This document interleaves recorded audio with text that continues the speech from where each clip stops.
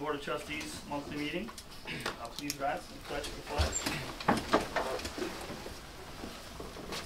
I pledge allegiance to the flag of the United States of America and to the republic for which it stands, one nation, under God, indivisible, with liberty and justice for all. Roll call. Trustee Hawkins? Here. Trustee Campbell? Here. Mayor Falloon? Here. Trustee Bowman? Present. Trustee Barrett? Here. Approval of minutes from 10/14. Make a motion to approve the minutes of 10/14/14. Second. Discussion? Those in favor? Aye. Aye. Opposed? October 21st, 2014 workshop. Motion to approve the minutes for the 21st of October. Second. Any discussion? Those in favor? Aye. Aye. Opposed? October 28th, 2014. Motion to approve. Second. Discussion? All those in favor? Aye. Aye. Opposed? Yeah, good face. Financial report?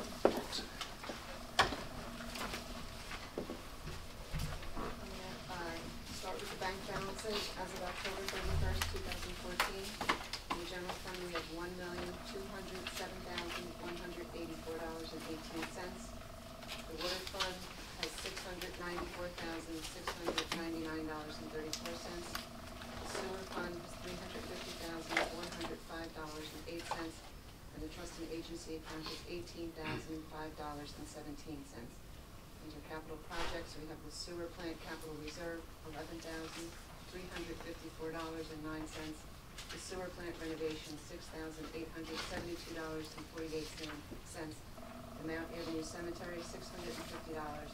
Water main relining project, $103,738.44. The Main Street paving and drainage project, $10,000, and the sewer capital projects fund, $1,594,800.50.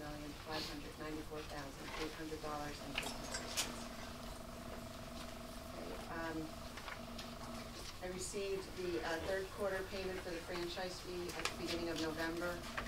The amount of the payment was slightly more than anticipated. I think that we will at least achieve our budget, if not slightly exceed it for that line item. In with the bills for payment tonight are the employee and 3 state pension payments. When we prepare the budget, we use the amount that the state estimates at that time. Well, the amount that we have to pay is significantly less than the amount that we had anticipated that we would need to pay. So, I thought you were going to do it. so this is actually the second year that that has happened. They estimated higher than what we actually had to pay, and the amount that we're paying has been going down for several years now, which is in line with what they said would happen. They went up a lot, and now they're starting to go down. Significant. So for the employee retirement plan for the general fund, it's $12,101 under budget, and for the police, it's $11,731. The water and sewer fund each have approximately about between $2,000 and $3,000. Now there is still, the state period goes until the end of March. So because we're at May 31st year end, I have to accrue at the end of the year 2 months. But it shouldn't be much more money because I have an accrual from last year that gets reversed, and then we accrue for the last 2 months of this year. So there may still be a small amount of expense that we're going to have to incur for the retirement plan, but I don't anticipate that's going to be a significant amount. How frequently do we Just pay once a into year. the, so once a year? In December. So we could finish our year with over $20,000 We should be, yeah, we should be. that we haven't, yeah, that's great. And then next year, because we had that money in the budget this year, that money would be available for something else next year, hopefully, if the payment for a retirement plan stays down. That's great. I filed for the December payment of the CHIPS reimbursement. The amount that I filed for was $49,971. We currently have budgeted $39,300. Part of that was they did they have a new program this year to help with the damage to the roads from the bad winter that we had last year. They call it the $40 million appropriation. I think we get 4,000 of that, 40 million. So that's part of the reason that we have some extra money in chips.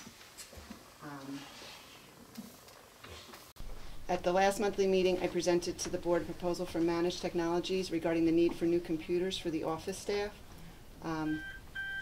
Let me know if you have any further information that you need from Anthony.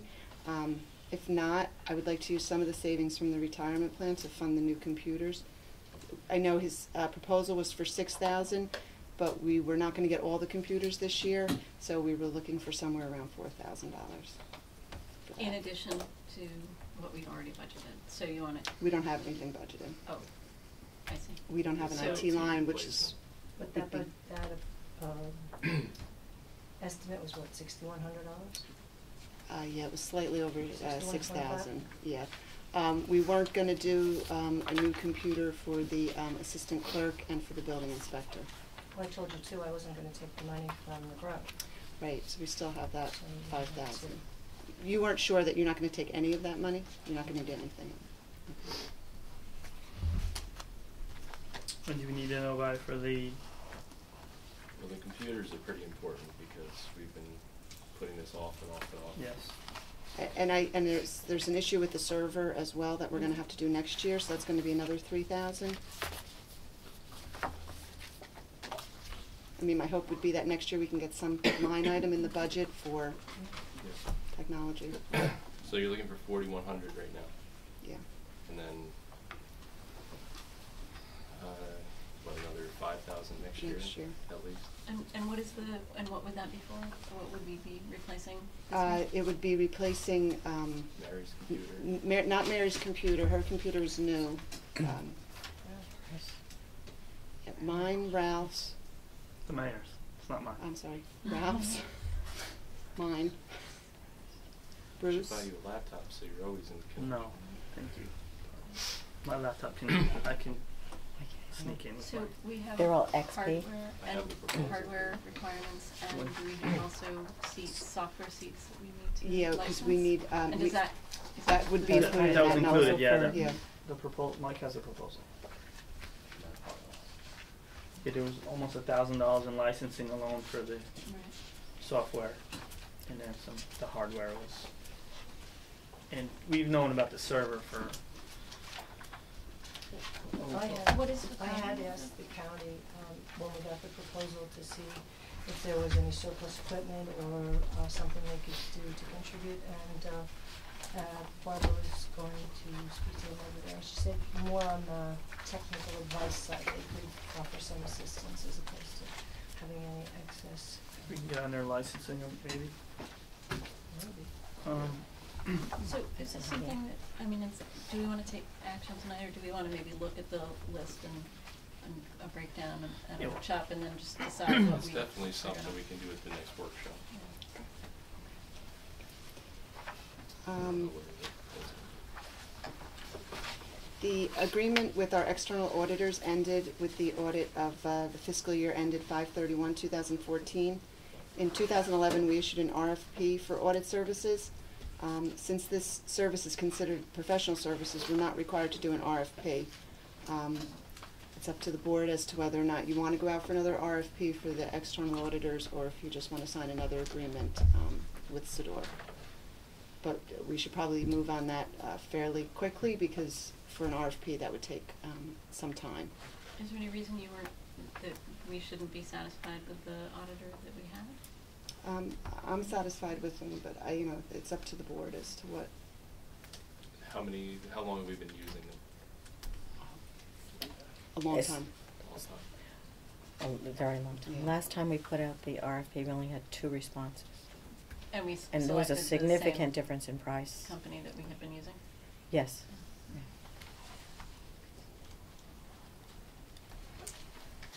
I mean, if we're happy with the service we're getting, that's one Yeah. thing, but if there's a chance to find somebody lower, better cost.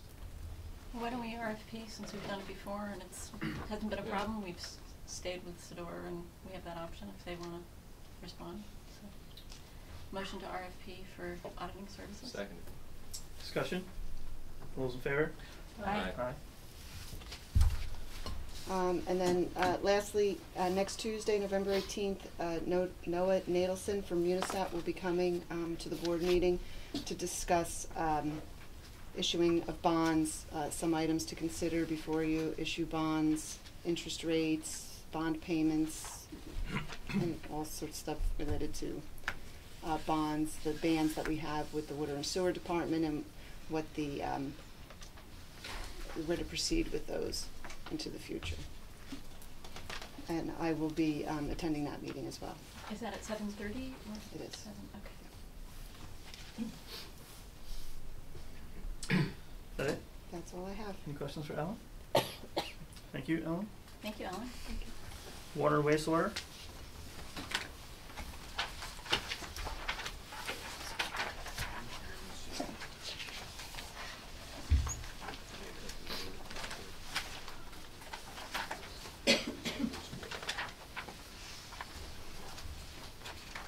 Water Department monthly operations report. Precipitation in the month of October was 5.22 inches, which has helped begin our slow recovery at the reservoirs. The DEP has acknowledged receipt of our response to their concerns regarding the permanent connection to their supply, but no further progress has been made in the past month. The reservoirs are 70% capacity right now. So 5% increase, right? Wastewater report. The aeration replacement and electrical upgrade to the wastewater treatment plant has been approved by both the Department of Health and the Environmental Conservation. A pre-bid meeting is scheduled to take place this Wednesday at the facility. The meeting provides a forum for potential bidders to pose questions to the engineer and get a good look at the project they would then bid on. We have the results of lab analysis for the bagged dried digester sludge, which shows that it will be acceptable to sanitary landfills. Next, we'll gain proposals from vendors to haul the dry sludge away. Pretty much the wastewater report. Greg Phillips. Do you know if the 25% decrease in flow, is that mainly due to the repair that was done? I cannot answer. I know that it was significant Can we difference. just ask Greg Yeah. what the percent change was of that Sure. repair? Yeah, there was repair West Bank Street, and there was also repair Morris Avenue. I'm not sure if they got to the repair on Chestnut or not. So there was at least two. I know that the Morris Avenue repair was that was a significant leak also. So there's at least two significant leaks that were done, and both were done by residents and at no cost to the village. Code enforcement. Code enforcement report month of October. 11 permits issued. 20 building/complaint inspections. 2 certificate of compliance or occupancy. 10 complaints or violations. 3 referrals. 3 record search. New matters before code enforcement, 23.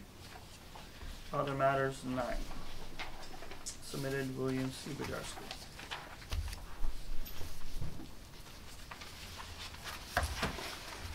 Report of the Highway Department, no report. Report of the Police Department.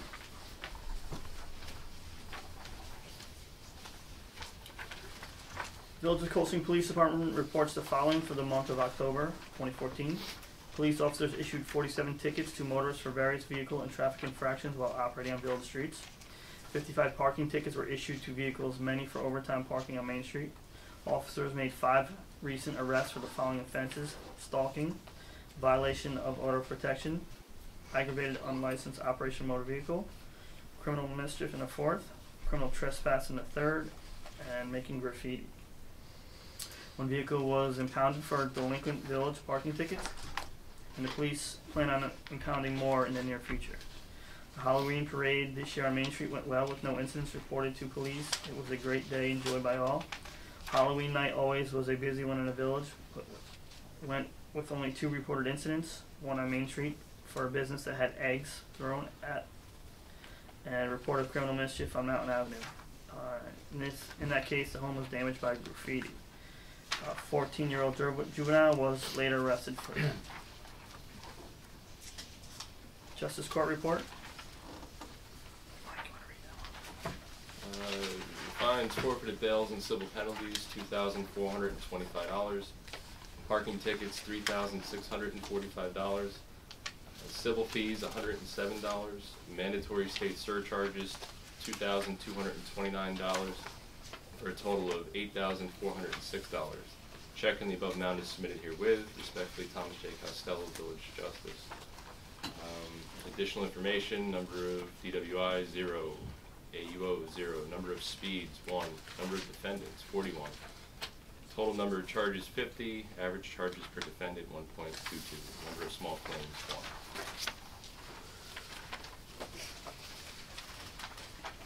1. Additional monthly reports, liaison reports. Recreation Commission.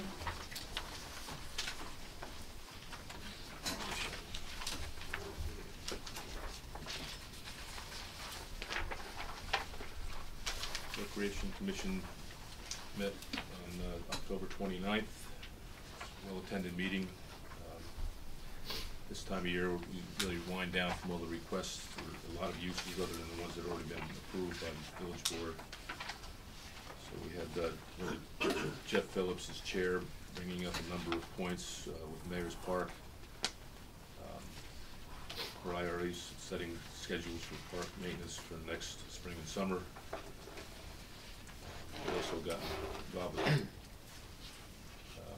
a number of discussions for aeration of the field and seeding, which he got an estimate for $1,200 from a local contractor. And I just advised the Rec Commission that they have to really go out for three bids as part of our procedure for those kind of contracts, anything over $1,000 anyway.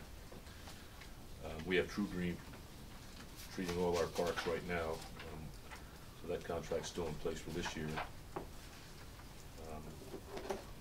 I mentioned to the Rec Commission that the mayor and I did meet with the new superintendent of Haldane to start discussions again for services that we both share as far as the Mayor's Park and the use that they use for the baseball field down there. So they're interested in, Jeff's interested in following up with a meeting as well with the AD and us. You can see on the wish list some of the things that we talked about before that they want to try to see us put in our next year's budget. Sidewalk from High Street on the Tots Park side of High Street. Sidewalk on 90 side of McConville's Park. I asked Jeff to get an estimate for that, just so we have an idea what it might cost. And of course, the roof down at the pavilion on Mayor's Park, there's part of it that has to be patched. We have materials for that, but eventually it's going to need a full replacement over the next couple of years. Like I said, this meeting was well attended. I did ask that we look possibly at meeting a different night rather than the last Wednesday of every month. A couple of reasons being we had poor attendance for the longest time, and at the same time, if we met closer to our board meeting, there wouldn't be such a big gap from the time that they make an approval and would send it over to us. So we never got anywhere with that night. So it's pretty much going to be discussed our next rec meeting. We again talked about the Fjord Trail. Most of the conversation we had, the Fjord Trail was concerns about parking down there. Parking, garbage, possible use of bathrooms, that type of thing, which has to be discussed as the final plans are being considered for the Fjord Trail project. They just really want to focus on signage down at on the fence. So in other words, when people reserve that field for volleyball, any kind of baseball game, football, Pop Warner, or any of the pavilions use, that we don't absorb all the parking with hikers that may decide to park there and continue on the Fjord Trail. We had a number of discussions on docking. I just brought them up to par as far as $2 per foot Monday through Friday and $3 a foot Saturday and Sunday. I brought up certain things as far as there's a dent on the dock. I'm not sure how or when that happened. Bumpers were torn off, life rings were stolen. So it just comes down to, and then you can see there's notes as far as rafting and pretty much checking when boats pull in and pull out. And we've talked about this many times over the past several years, but it just takes that. I go down periodically, and I noticed a number of this stuff. So we order new bumpers, we order new life rings. But it definitely takes somebody to do an inspection periodically to see if there's any damage done to our dock. We make sure we go right back to the person that requested docking there and go through their insurance, which everyone has to provide insurance before they can even consider being part of docking at Cold Spring. Brought up the fact that we still have one position open in the rec committee, so we would like to be able to fill that, or do what we have to do to fill that position. Bench plaques I brought up. Everyone kind of knows we have plaques on many of the benches on Main Street, down at the waterfront. Something that I took charge of over the past so many years. I brought it up for rec to see if anyone was interested in doing it from rec. They didn't really respond to it. I know that I have 2 requests right now for some bench plaques, one on Main Street and one, well, actually 2 on Main Street. And that pretty much goes in line with the fact that the requester usually would pay for the bench, a brand new fabricated bench that highway crew makes. We standardize all the plaques. They run about $250 a piece. You can see they're all pretty much the same. It's not the ones on the dock, but anyone at the park or on Main Street. So you'll see that in the notes here. Bathrooms, as we discussed last month, or last couple of weeks anyway, on the bottom of Main Street. Joe Russo did take over that detail. He's cleaning it twice a week. So it's saving us some money as far as what we thought we might have to pay a contractor to come in and do that service for us. Anyway, they had concerns about where the money would be taken for, if it's Joe Russo's out of our rec budget, or if there's another line that we might be able to use for that, shared services or something to that nature. Joe Russo also cuts dockside. It's not really village property. Should rec be paying for this? They had concerns about that.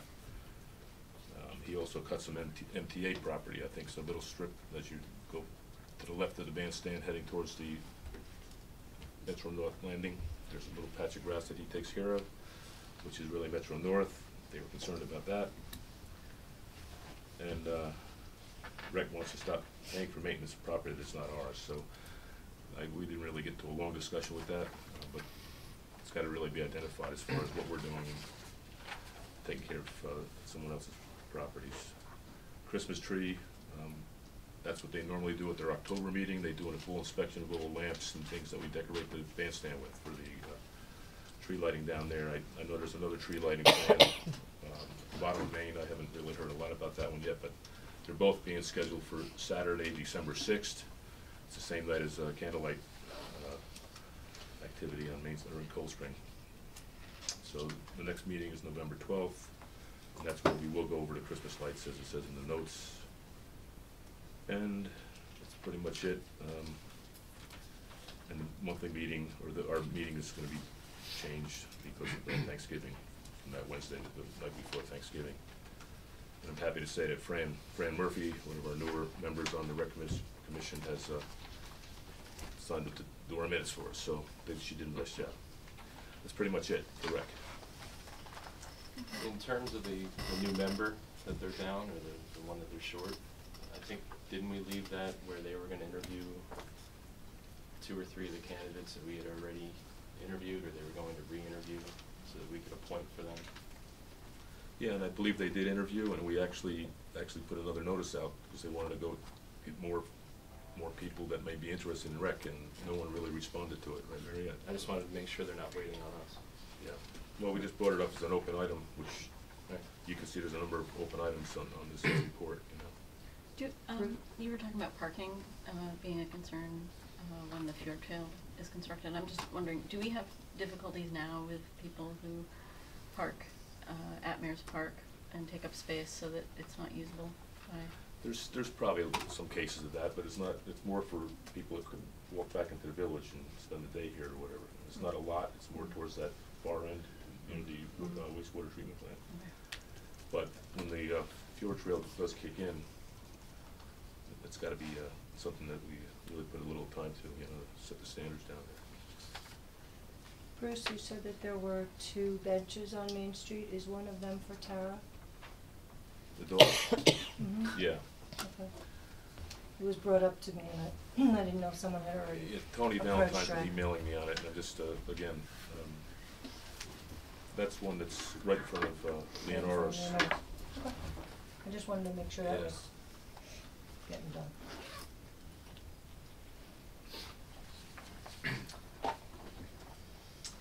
Any other questions for Rick? Okay. Planning? The planning board and the zoning board of appeals and the historic district review board met on Wednesday, October 29th to discuss proposed consolidated information sheet for the building department.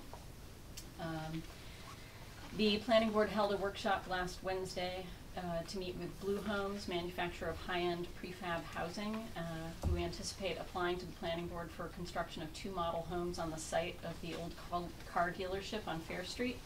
Blue Homes will seek variances from the zoning board of appeals.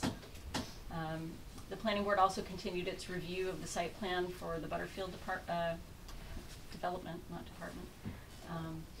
And following our meeting here on the 21st, when Carndon invited us to attend the planning board meetings and ask what questions we might have of the planning board members, I attended last week's meeting and I asked several questions of my own and from residents. And the chair of the planning board refused to entertain discussion among the planning board members. And so I still have those questions, and I think residents reasonably are seeking answers. Namely, we're interested to know about the process, the seeking process, and how planning board members came to be confused about their authority at site plan approval. So that's my report of the planning board. Zoning board of appeals.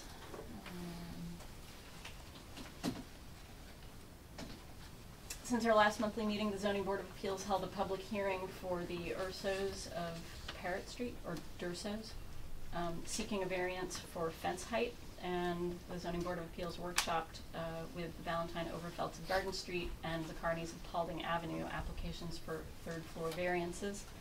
The next zoning board of appeals meeting is November 6th at 7 p.m. here at the Village Hall. And no report for the town of Philipstown. Chamber of Commerce, nope. I just have one question, really.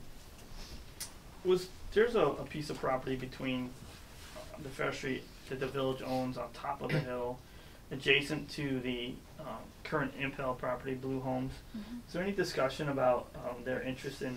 You mean behind the Impel property up on the Correct. ridge? It's our property. That's Mm-hmm. but it's approximately a good 15 feet above our usable. Mm-hmm, mm-hmm. And not to open a can of worms, but it appears to be kind of unusable to us. Mm-hmm. Is this something that this is one of the situations where you feel like it would be good to assign a slice of property that the village owns to? I mean, I don't know the value of that piece of property to us. We'd have to have it surveyed. And if it is worth the sale for us to move some property and make variances better for them. It's just a discussion. I'm not recommending. Is it the same parcel? Is it part of the same parcel that the highway garage I is don't. on? I'm not. I'm assuming it's attached to, but it. So on we top have of to it, subdivide and. again, I know this conversation came up before. Uh-huh. When we were first having problems. As a matter of fact, it came up originally because the junk vehicles that were parked behind there were actually on our property. Oh, mm-hmm. Okay. And the discussion was, well, you need to move your cars off our property, and the question was, Were well, they moved? yeah, they will eventually, and what good is that property to you? And Right. I think it's Do you- something we have to research do you- because I know the comp plan had identified a section of that okay, property was that the okay? as maybe a pedestrian way Okay. on the dockside. Sure. Yeah, just I mean, you know, if it's Well, that, of actually, use to the someone. comp plan, I don't think the comp plan talked about that slice that's behind the Impel, behind Oh. the old car dealership. One Right. of the charrettes had identified maybe looking into putting a pedestrian bridge over the railroad there, Right, but are you I'm talking I'm about, talking about you're not actually, talking yeah, about that no, property, nope. right? I'm talking just behind. north of that. No, I'm actually between talking, the yeah, garage and literally, Impel. yeah, the rear of the Impel property. There's a, it's I'll, staked out now. I'll- It borders the back of the highway. Right. Yeah. But I'll, if you want, I'll look into this, that. I mean, if We it's can take if it's a- beneficial for us not to assume that to hold that property, but again, if it's a protection for us, then obviously it's better for us to hold on to it. Chamber of Commerce. Chamber of Commerce. We had a busy October with a very well-attended mixer at Glenwood featuring a highly informative conversation with Gretchen Dykstra that had prompted a lot of brainstorming. We're planning to follow up event to take place after the holidays. We also held a second town-wide tag sale and our annual Halloween parade. We have registered with American Express to participate in Small Business Saturday on November 29th, Saturday of Thanksgiving weekend. Any retailer in Philipstown, whether or not a chamber member, is invited to pick up a shop small business materials from the Powers and Harbor office. Our holiday party and annual elections will take place on December 11th. The Chalet and the Hudson, all are invited. We're cooperating with Philipstown Rec for the second annual Winter Carnival, which will take place the first Saturday of February 7th.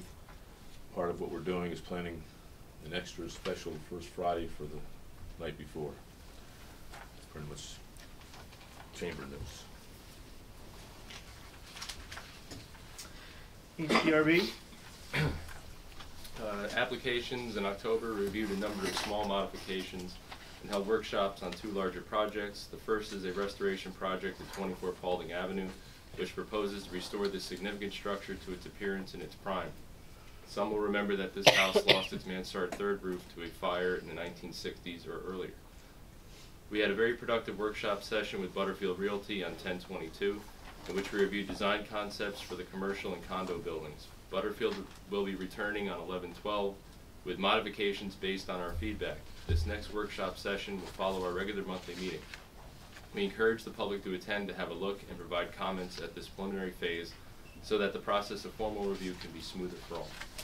Process: we met in a joint session with the Planning and Zoning Boards to review the general guiding information provided to parties pursuing land use approvals. This session was requested by Planning Board Chair and as an additional element of that board's project to develop a proper application form where none had previously existed. As the HDRB already has a process-specific application and is in the process of updating it, we have determined that the best course forward is for our members to review our portions of the general information provided to applicants and work on updating those directly with the village attorney. We strongly recommend that the village not create additional duplicative general information resources. Rather, we should be working to update and improve the existing resource, the facts section of the building department's subpage. Adding another layer of documentation would create an unnecessary administrative burden for accurately updating all sources and would also create the likelihood of error and misinformation. The efficiency of the building department referral process needs to be improved. It is often the case that referrals to our board have not been provided before our monthly meeting, and they must be requested of the building inspector by the applicant and/or board so the applications can be considered complete for review. We will work with the clerk and the building inspector to determine ways to improve this process. Excuse me. SHPO CLG grant. We have approval from SHPO to proceed with Bill Hurst on our ordinance update and have reviewed the scope of work with him. Mr. Hurst is preparing a letter of agreement for his services, and when complete, we will deliver it and the scope to the village board for review and signing. The design standards update is on pause briefly. Since our standards have not been updated in such a long time, the CLG staff would like to conduct a review of the standards application within the two districts. The staff feels that they will be better able to advise the standards update after they have a thorough understanding of our districts and current practice. A site visit will take place in early December. CLG staff confirmed that deadlines for our grant will be shifted forward to accommodate this review. Respectfully submitted, Kathleen Foley, Vice Chair. Excuse me. Putnam County? Nothing other than what I said about the, possibly looking at some computer savings that I'll pursue with Barbara. Boat Club? Nothing really from the boat club, except for they did send us some correspondence, and I know that discussion has been scheduled for the 17th of November, so. We've discussed it? We've scheduled it for discussion? Are we discussing it? I'm sorry? We're going to workshop it, yes. Okay.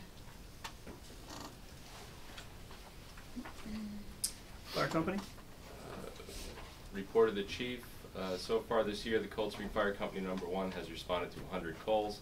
13 of them were in the month of October. We had 2 car accidents, 2 mutual aids to other fire departments, 4 false alarms, 1 EMS assist, 1 lost hiker, and 1 injured hiker. 1 carbon dioxide alarm in the house, and 1 boat call. If you have any other questions, please feel free to contact me, Josh DiNardo of Cold Spring Fire Company #1. Parking committee? Parking, we're awaiting whenever the parking spaces can be blacked out. We're looking at some other areas where we could quite possibly change the orientation and get a few more spaces. As per our discussion about the non-codified signs, I'd like to ask that they come down since they are not in the code. They're up illegally, so I don't think we have to go through any, we actually would have to have a process to put them back up if. That's right. So they need to come down. What is that waiting for? Are you? Well, we discussed it the last time, and then I was after a asking brief around discussion what- with. Yeah, well, basically what happened is we're going to discuss it as a group, but the reality is that they're Right, it illegal, they just doesn't need to need come to- down, so right. instead of just, because at the last meeting we said that, Right. and then we spoke to Mike Atherton, he's like, look, they're not in the code, they Right, don't right, really right. need. So, because some of them may be slow children playing, those type of signs. So I think the process will take the illegal ones down, and then those neighborhoods that feel they're affected, and we can, go through the proper legal process to put this, Yeah. the current code applicable signs up instead of the ones that are Right. there. So we just didn't want to, people just see that we said we would discuss it, then sign, and we didn't, Oh, and and just the then signs non-scheduled. came down, so it's basically just Just bring bring it back up to say, look, we don't bring it need to up. discuss it, they're not in the code, they need to come down. So, and then if anybody out there has a sign in their street that they want, it comes down, it came down because it's not in the code and shouldn't have been up in the first place, please contact us and, we'll discuss properly, legally putting the signs back up. We also discussed interviewing metering companies. Our next meeting is December 1st, and we'll make that decision then. Lighting. Wait. I'm sorry. I have a question about parking. Sure. Is I know Elliot Hammond is no longer on the parking Correct, committee. and neither is are we- Chris Daly. And Really? are those I are those positions going to be advertised for and interest sought from other people? mean, we could, if you want to keep it at the number. I mean, we didn't have a lot of applicants right in the I beginning. think originally we had 9 applicants, and I think we ended up appointing 7, maybe because 2 people had dropped off, and I know Elliot dropped off. It's kind of hard to pick up, although we're about to do, really seriously, I guess, discuss the metering thing, so if we want to advertise it, see if we get anybody.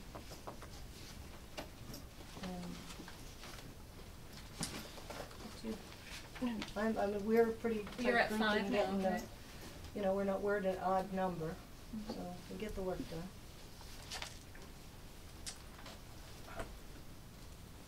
Doesn't matter to me. I'm perfectly happy with You're what the we chair of have. the committee, so. I don't need anybody else, I have a really good team. Okay. I mean, if somebody Yeah. wants to volunteer, I was just I'll wondering. I be knew happy to that talk to Elliot them, was but off. I didn't know I don't Chris think had we need resigned. it. So. Yeah, no, it's, that it for lighting, parking questions? Lighting, so far, we've got $14,850 for holiday wreaths. And there's still more out. So I would say it's fully funded, and it should look nice. And that doesn't mean we're not taking more money, so you have to give us more. With that much money, what is the mix of new and old going to be? What we hope to do is do an old and a new and alternate them so that there's not like two bright ones and two old ones. Mhm. So, but we have the number of wreaths we need to do the street, and Are we still doing the introductory one across the road with the poles? the poles, Andrew Padala marked out for the poles.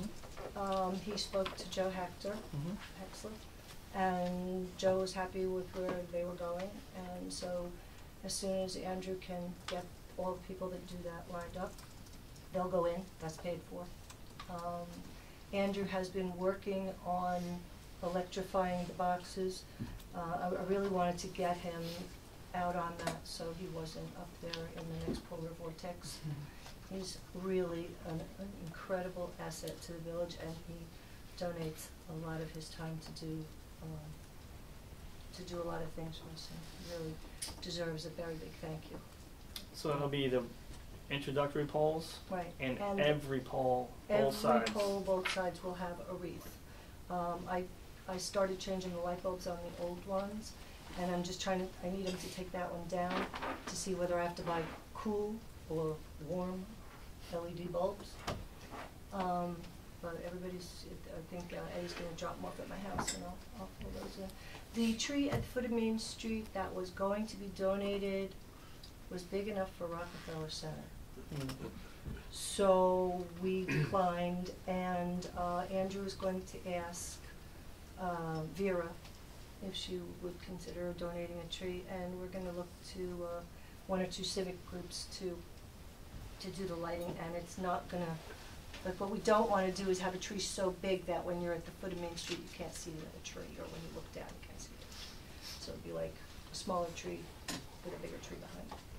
Well, Vera donates the other one for the bandstand. Ah. She might do both, I don't know. No, I mean, I don't like to keep going to the same people asking for things. She's very generous too. Yeah. Anyway, not so much for lighting. And then we're gonna move to what? What are the trees?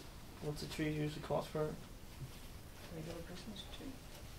$140, $50. The one the You can size get of one the at the bandstand is ambulance. maybe 100. 150, 140, depending on, Don't the scouts sell them? I don't know. Yeah, no, They the sell 'em ambulance at corps sells. We'll get it done. Yeah. I'm kinda glad we didn't get that big tree, because I think it would've taken $2,500 worth of lights to get it lit. I was like, oh my god. It's beautiful, too big. On to trees. Sticking with trees, tree advisory committee. Since our last monthly meeting, the village board held a joint meeting with the tree advisory committee and set December 2nd as the date of the public hearing for the proposed public tree ordinance.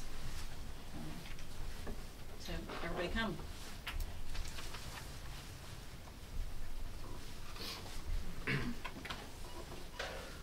That's it. Report of the mayor and board of trustees. Trustee Fatty. Behold, the work order. Something we hope to use so that when we can't figure out how something got done, we can go look. Anyway, there you go. It's pretty simple. We can put it in a computer, people can fill it out that way, they can, once we keep it in there. But at least we'll have sort of a record of asking somebody to do something. I think it's a great idea. And then the music and the peddler on the front of at Main Street, the dock area. Bill was finally here when he was here and saw him selling the CDs, so he went over and instructed him that that was not allowed, and he was, if he wanted to apply for a peddler's permit, he could, but he couldn't play and peddle any longer. About 3 or 4 people came out and said thank you. They were really annoying. They didn't like the music? same 3 songs over and over again. The Groundhog's Day. Was it Pokemon? I don't know what it It was. was, But anyway, there's no silence on the waterfront. And that's all I have. Trustee Bowman? All I have is following up with the fire company about their freezing gutters on the back of the building. They are unable to having whatever installed there that we want to install. And, Okay. they are okay if we put a switch in the basement that either the homeowner next door has access to, or a member of the fire company, or one of us, a member of the village group. So do you want me to, or do you want to contact Eddie and have him do the installation, or I don't know? Yeah, why don't we, maybe we'll talk to Andrew, make sure we get the proper electrical tape. Wouldn't look good if the firehouse burns down. No. So, and also to find out how much electricity they actually use. You know, maybe maybe it's really not cost prohibitive to turn it on and off. Maybe just. Their only question, are we looking to wrap the downward spout, or, because they have a parapet on each side with a peaked roof in between. There's no gutter that runs across lengthwise. Right, correct. So they were a little bit confused about where we're putting them. Yeah. Again, we'll ask the electrician what the applications he usually installs. Okay. And once that's done, I guess this winter will be the great test. I think we've complied with everything that the homeowner asked of us. Did they dig out the catch basin? That's probably something we got. At the base of the driveway? Base of the driveway, yeah. I don't know if the highway crew has or not. Okay, we'll talk to them and find out. In the past, what had happened is in a private driveway, there was a catch basin that we dump water from the firehouse, and you know, after when the project was first completed, in order for permission to dump our water in there, we kindly cleared out the catch basin every year, and I don't think we have in a while. So it's something that I'll find out when the last time we did it, and then we'll check about get permission from the board and whatever we have to do legally to enter the property to clean. And the homeowner's great. You know, he's all about it. He's okay with that, but just to make sure we do it properly. So. Oh, and they would also request that we put them on a workshop in the coming weeks, sometime maybe in December before the first of the year. Okay. We're in the process of having some architectural drawings done for rebuilding the fire company in its current location, and I think I don't want to speak for the fire company. Sure. The prices are interesting, let's put it least. Yes. Do we want to? They want to do that before the end of the year? Is that what you said? Yeah, if we could. I mean, we're going to be getting pretty busy, and then with the holidays. Are we meeting? We have a workshop on the 16th. Do you want to? Of December. What is their Christmas party this year? Yeah, The 16th? Yeah. So,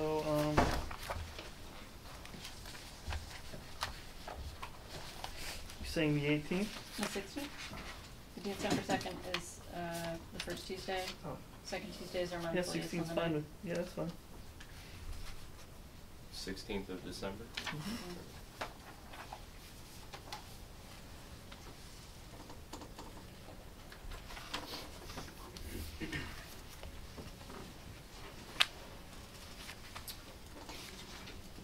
That's it? Trustee Hawkins? Yep. The first meeting of the appointees to what we've been calling the Zoning Update Committee met 2 weeks ago on the 30th, and they requested they would like to be called the Code Update Committee. We'll talk about this in old business. They voted on their organization. There's a proposed draft resolution that they discussed for us to consider and discuss. We need to address the question of the purpose and mission of the, sorry, Seal, I won't repeat myself. anyway, so that's that, one thing. And, I wanted to ask you, Ralph, what are we doing about, hiring the police officer that had been requested by George Kane? We had interviewed Vincent D'Amato. I have not heard back from, he was waiting on one more piece of, the background check that he needed to, so I'm waiting to hear from him on that.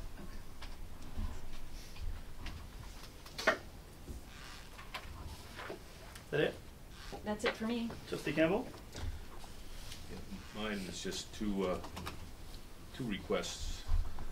One short term, it's a docking request from the Hudson River Foundation. Executive Director Clay Hiles.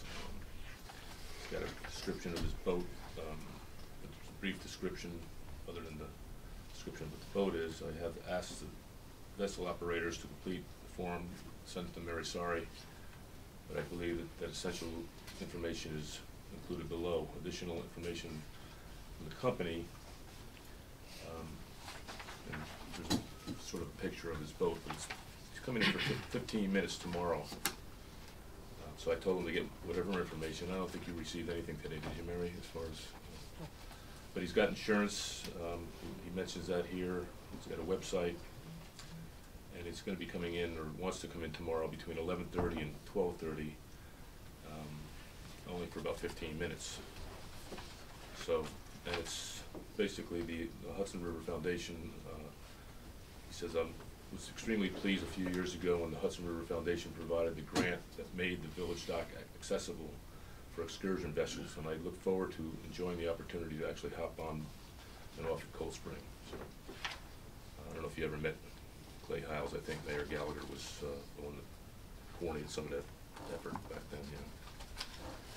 Anyway, so I told him I'd get back to him, we discussed it tonight, if there's any issue with him coming in tomorrow for 15 minutes to just drop off some folks or pick up some folks. Have everything he needs? I believe so. I don't have a problem if you. I mean, it's the same conversation about whether we're allowing private vessels to tie up on our dock or not. I mean, I have no problem with it for 15 minutes, but I mean, we do have to really revisit this and set up the policy so that we're not bringing this up every week. Yeah, and that's what we talked about last time. We never put it on the schedule, or maybe the meeting was, I don't know, I can't remember exactly what happened with that, but we did talk about having Yeah, we talked about that discussion. scheduling it. I don't think it was So, scheduled. Does the, How big is the boat? it is, it's fairly long, but I'm not saying that, doesn't really get into the length of it. I just briefly talked to him as far as draft, and he doesn't have any problem with that.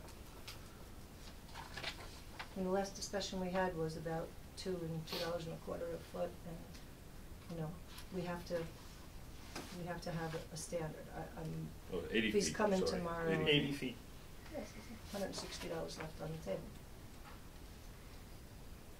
Well, right now, it doesn't sound like we have any reason to decline his application, so I would make a motion to approve it. Second. Discussion? All those in favor? Aye. Do we wanna put, docking Docking on, fees. on December 16 workshop? That'd be great. Sure, I'm sure. I'm good with that. it's more than docking fees though, it's It's regulations, I guess. Yeah, I think we have enough information for what we did in the past 2 or 3 years to get a pretty good idea what kind of vessels we're getting requests for, that's for sure. And, in advance of that meeting, do we, how can we get a copy of the permit has the rules and regs on it, right? Mhm. So, okay. Yeah, for docking, yeah. The second, again, it's, I don't think it's such a short notice. It was more for this event called The Gobble, and it was something that wasn't sent to rec. And I contacted Pam McCluskey, who's the president of the Cold Spring Lions Club, and they're gonna use the Cold Spring Lions Club insurance. And what she knows about the event, it'll start at 9 a.m. on Saturday the 15th on St. Mary's Lawn. It involves people walking through around Main Street carrying frozen turkeys while dressed in costumes. The turkeys will be donated to the Philipstown Food Pantry. And I don't know if they'll be crossing the road and need To get to the other Yeah. side. police assistance, but I guess Marty Malloy knows the path from I don't according to know. his email. We do need Wall Street closed. This came up at last week's meeting Oh, it that did? you I weren't wasn't- here I wasn't- for, yeah. Okay, I didn't know that. And I think that everybody was In favor of it? favor Oh, of okay. it. I think we were just gonna refer to the police. Oh, okay. I just found out. So I didn't know you discussed last week. Okay, good. That's right, because Officer King needs to coordinate that, so he needs. All right. So Thank you. that's it. And then I'll get with George Kane just to give him whatever information I can. I saw him today, but I didn't have this information, so that's pretty much it for me. Okay. I don't have too much. One thing that I do have that, with the docking, about once a quarter, West Point holds a joint meeting with the local, other local communities, and discuss, multiple things about how we can benefit each other. And one of the things that that I myself have been trying to push is opening up our dock to West Point. Currently, the shuttle for cadets for taking the train is a direct shuttle from West Point to Garrison. They take them there, and all the shuttles that come to the village of Cold Spring from West Point is usually a planned event. They did 4 this year, and we're very happy with the turnout, and do plan on continuing that next year. So bring some more tourists. And the other thing that they're seriously considering is having that transport for the cadets to take the train to the village of Cold Spring instead of Nelsonville, instead of Garrison, for when they drop off at Garrison. If the train is not on or near the time they're dropped off, there's really nothing for them to do. They would rather they're considering bringing that here. This way, the cadets have plenty to do before or after their training trip. Plus, parents visiting, they have a place to come and enjoy the shops and the restaurants, and just to further the strengthening our relationship with them. And as they are going to put money into the Warner House, Constitution Island, they would also like to consider this be a hub of where they could transport people to and from Constitution Island. So we're still working with West Point. They've been open-minded, and we're hoping to increase our relationship with them. When do you think that would start? They're pretty much done with shuttling for this year, between the cold weather and the foreseeable ice. Mm-hmm. So they usually shut down around this time of year, and then in spring they'll and they're hoping to, now that they have this time, they're going to try to get all of things. I mean, as you could well imagine, everything they do over there is just crazy with red tape, so they have to get everything in place and get approvals and Department of Defense and all that stuff. So they're encouraged. They'd like to do that. That's really all I have. Did you chat with planning board members? You had said that I you were did. Do you want to Yeah. talk about that? No? So where we're at with that is I had said I would speak to the planning board members, and I initially spoke to them. I do have a few more clarification questions that I have to ask a few of the individuals, and with that, obviously my goal is to I'm going to work with our attorney to put my findings in down on paper, so it's as clean and straightforward as possible, so everybody gets to realize that their issues were addressed, their feelings, and the legal how it should be written legally. So. And when you say our attorney, are you referring to Michael Gord? Yeah, it should be done before he leaves. Yeah, absolutely. So there was in the process, there was as I asked questions and gathered information, as always, other ones came up, and I didn't want to only ask certain individuals certain questions. I just thought that would look very bad for all of us. So going to actually come up with a list of questions that I asked and how I asked them, and so we can see what was asked of the people and their replies and Mike and I will put it together and give it out.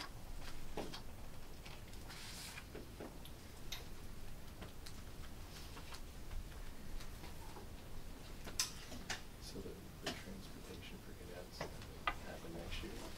Correct.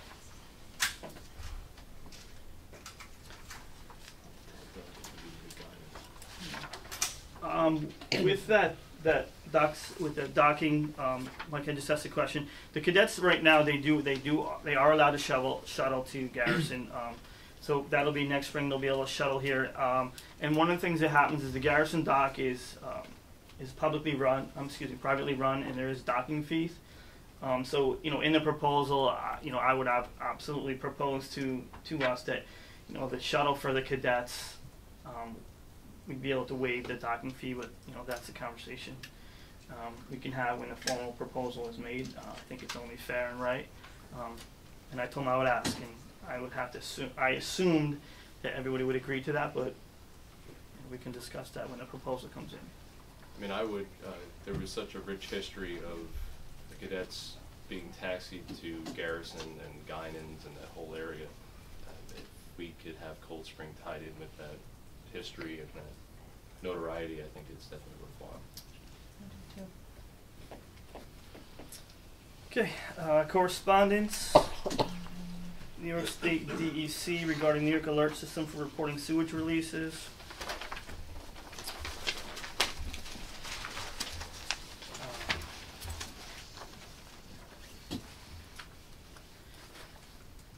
The Sewage Pollution Right to Know Act requires publicly owned treatment works and operators of publicly owned sewer systems to report releases of untreated or partially treated sewage to New York State Department of Environmental Conservation, the local, county, and state departments of health, adjoining municipalities, and the general public. This law became effective May 1st of 2013. And Greg does this. He follows it every once in a while when we have serious rainfalls. We have this issue, and we are obviously working on it with the inflow and infiltration. Greg's working annually in addressing, so we're getting better at this. But what New York State wants to do is they want to implement with the New York Alert System, providing no cost to sign up or to get the alerts.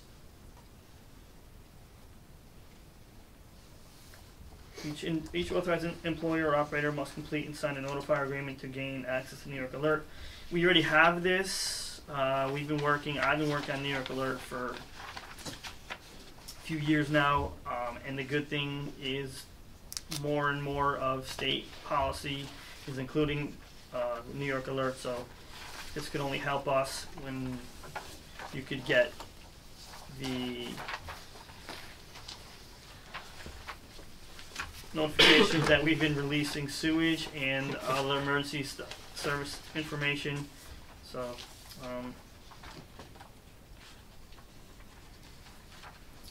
so at this time, entertain a motion to sign up and work with DEC and New York State Alert for the implementation of notification through NY Alert from DEC. We do this already, but this is an updated system that they're putting into effect. Well, we do this already because it's mandatory to DEC. What DEC and New York State want to do is they want to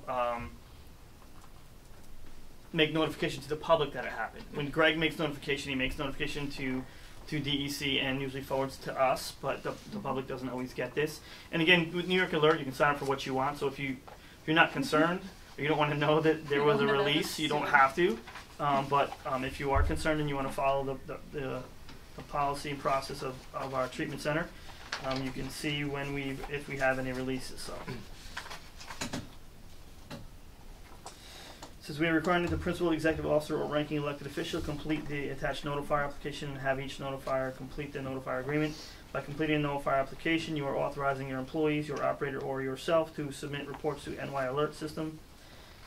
Attached, please find notifier application, notifier agreements, instructions for completing forms, and more information on the process for reporting discharge to DEC. So, is there any reason we wouldn't want this to be publicly announced? No. Yeah, okay. I'd like to Absolutely make a not. motion that we require the principal executive officer or ranking official to fill out this application and authorize New York Alert to notify subscribers to sewage spills, or sorry, Seconded. sewage releases. Okay, second. Any other discussion? All those in favor? Aye. Aye. Opposed? Okay. Let's see. Mayor from Trustees, it was with my deepest regrets that I am writing to give you notice of my intent to resign from the position of village attorney ending Friday, December 5th, 2014.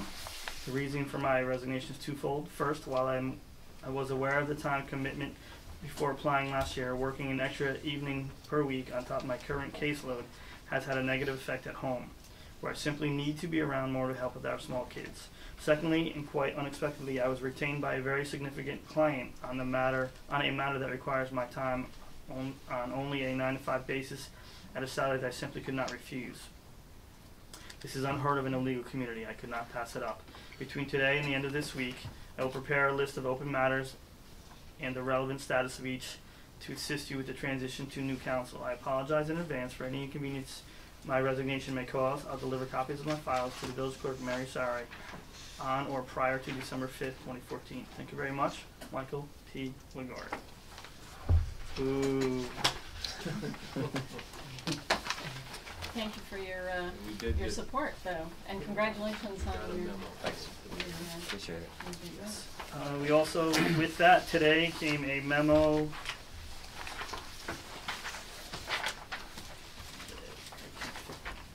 A memo of some of the information contained here in privilege. If you, this one didn't get shared, huh? I prepared this memo to assist Board of Trustees in transitioning the matters referenced below. So these are all the matters that are closed, pending, open, FYI. So should we plan to discuss the outstanding issues with you, like next week at our next meeting? Or Whatever's easier. Hopefully we can knock off most of them before. yeah. You know, Then we're slated it for. depends on, you know, NYSDEC, Dockside, those are agreements that have been reviewed already, so, you know, subject to whatever the whim of the board is in moving forward. If you choose to move forward, then we could just take them off the list as closed. And some of them that are pending, for instance, you know, fire department relocation, that's not something that, it's not closed. You're not going to get it done by the end of the month? Yeah, exactly. But I do have, That would be handy. I do have files on them, so what I'll do is I'll bring those files back to, files I've created, but I'll bring that information back to Village Hall, and someone else could pick up where they left off without having to reprint documents, and we'll just make that aspect easier. We could actually do it right now, the multimodal agreement. I've been working with Andy Negro with the county, who had come back with some comments that I had emailed to the board prior to the meeting.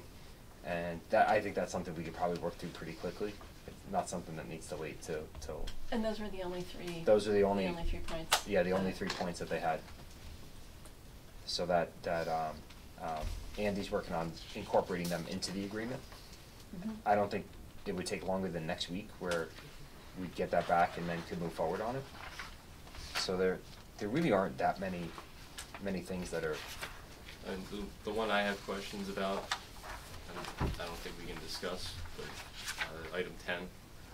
Yep. Now, when you leave, does that, our new attorney will assume that, or, I mean, are you handling that directly with them? If I could get it, I'm anticipating that we'd be scheduling that for the last week that I'm here, and I would do it and stay on to finish it up. If it's outside of the realm to get that done, then your labor council or whomever you choose could pick right up. So we don't have a hearing date at this time. No, I'll fill you guys in, but we made a little bit of progress, which is good. Do we want to go through the IMA? the the questions in the IMA about the snowplow agreement? Sure. On the plowing.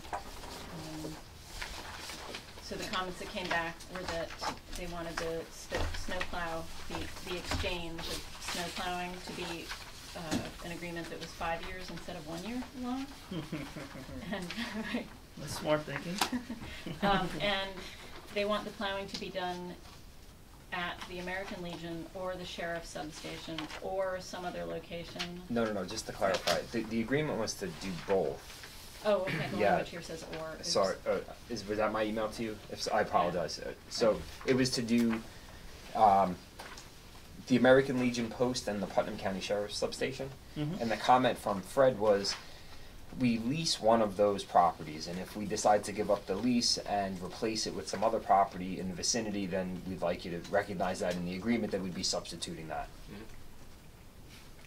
I mean, the Nelsonville Firehouse is literally, what, 25 feet of plowing. Right? Yeah, It's just a little swoop in. Yeah.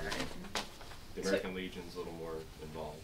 Do we wanna, do we wanna go back to them and say that the location and the terms of whatever different location would be subject to mutual agreement? I mean, cause we don't know what it would be and where it would be and what would be involved, and so if we can. Yeah, just so if that other location doesn't turn to be a gigantic parking lot kind of thing, but yeah. Right. I mean, I think there's absolutely no problem with the 5 years or the switching locations, as long as that switch of locations doesn't become a burden for us.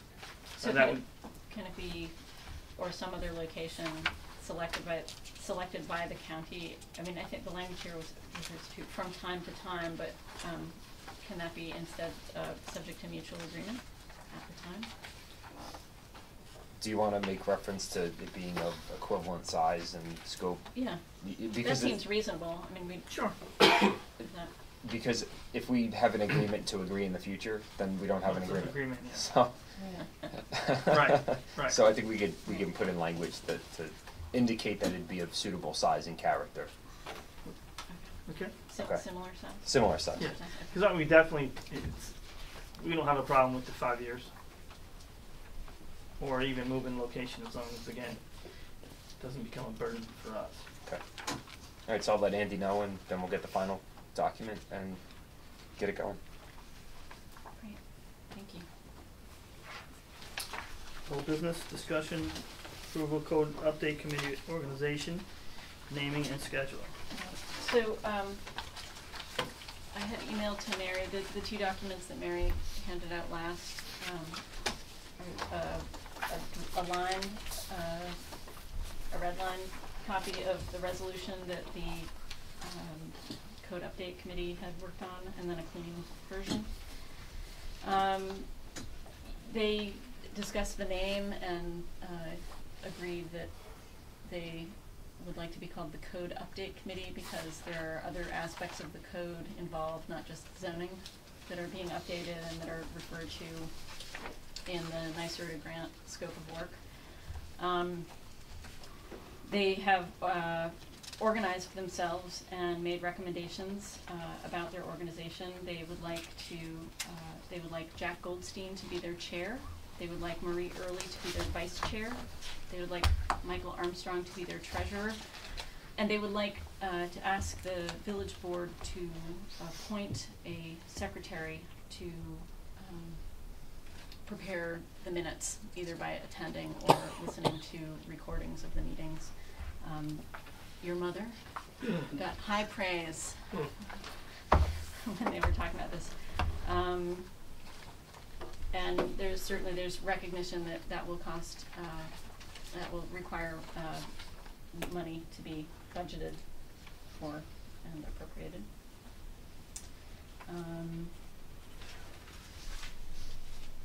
So the resolution before you was based on the resolution that was used to create the special board for the comprehensive plan. And in the appropriate spots, the work of the code update committee on this particular project the language has been updated. And the one thing that they, that we need to come to one agreement on is the mission statement, I think. In the red line, you'll see that number 1 refers to the Code Update Committee has been created for the purpose of collecting information and preparing a proposed update to the Village of Cold Springs Village Code. The special board resolution here at this point referred to a local law that had been, or a resolution, I can't remember the number. But in this case, we don't have a numbered resolution, and it was my suggestion that the purpose be that it's the work is in accordance with the terms of the agreement between the Village of Cold Spring and NYSDEC, dated whatever date that contract will be.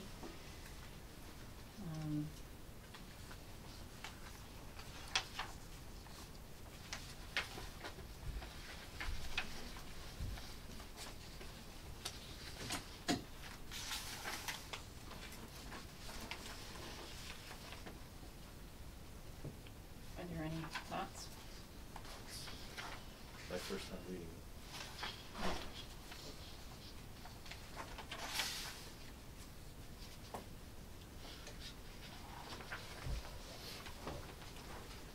We don't have any idea what kind of budget they're looking at, right? So, on an annual basis. Well, the project is 75,000. expected to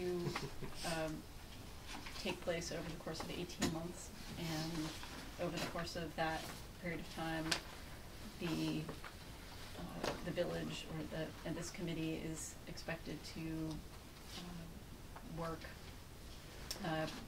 conduct the work that represents $25,000 worth of volunteer hours, and NYSDEC will pay to the village $75,000 in increments over a period of time. So there's $75,000, I think, early on in discussions. I guess, I don't know, maybe 2 weeks ago, 3 weeks ago, Marie Early had asked Ralph if money, certain portions of that were really set aside for administrative needs. We never did anything with that. Remember when we hired B&L, we talked about the legal portion of their agreement, whether or not we could actually take any money from the legal side or work it into the equation. Is that something that's probably not doable now because we signed off on it? Well, we didn't sign anything with B&L, so. But I mean, as far as their agreement, they were willing to, no one ever followed up with that at all. No, they said they were willing to. Would they be willing We to- didn't sign so anything. some of that money. Yeah, because I mean, you know, wherever they don't need the money, they'll absolutely shift it. Yeah, there's gonna be administrative costs. I don't know how much it costs to have somebody prepare minutes for What do we pay meetings. Linda? Sorry? What do we pay Linda Valentine? I don't know. Valentino, sorry. She gets like 4 hours, she gets budgeted a certain amount of hours every week.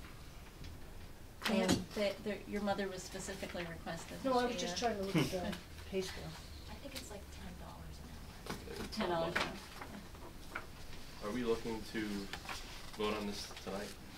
I don't think No. we need to vote on, So this then is the. between now and next workshop. This is the resolution, this is this, the same, this is based on the resolution that was passed out to everyone a few weeks ago. It's Mhm. the special board. I think that the Code Update Committee wanted an indication from us as to whether or not we supported their recommendations. And I don't see a problem with them organizing into, the chair, vice chair, treasurer. No. Absolutely not. So, Yeah. do we wanna make a motion to approve those? Yeah, I mean, I I don't know, just to yeah, I don't see why we give couldn't. them a level of confidence and. I'll second that. Yeah. Jack Goldstein and Marie Early, correct? And Jack Goldstein, Marie Early, and Mike Armstrong, chair, vice chair, and treasurer. Okay, and also you want to include their name? Code In the update committee? Code Update Committee, yes. Oh, and they have decided that they will meet on the second and fourth Thursdays of the month.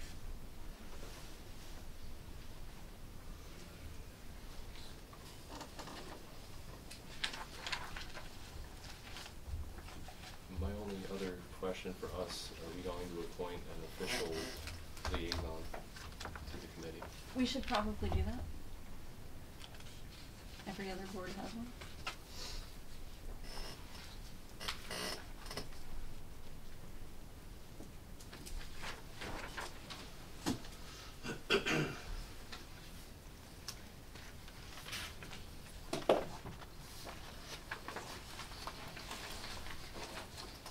So we'll do the name,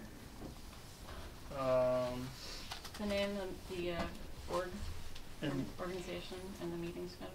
yeah. So, And do we wanna talk about who wants to be the liaison? yeah, I'll speak to everybody and see who wants to be a liaison. Are there people at the bench who wanna be the liaison? I'm open to it. I'm open to it. Talk about it. See? I was, I have no, anybody, I don't need to be the liaison, so I'm happy if somebody else is the liaison. Bless you. Bless Bruce is I'm open to it. Bruce, do you wanna be the liaison? I have no problem with that. I think but in all I don't- honesty, through the whole process, Bruce has kind of been the most middle of the road on the entire issue, so, I mean, he would probably be a good choice, but I'll leave it at that. Okay, well then, how about the motion includes, the name as code update committee, the officers as proposed, meeting schedule as proposed, and Trustee Campbell as the liaison to the code update committee. So moved. Second. Okay, any other discussion? All those in favor? Aye. Okay.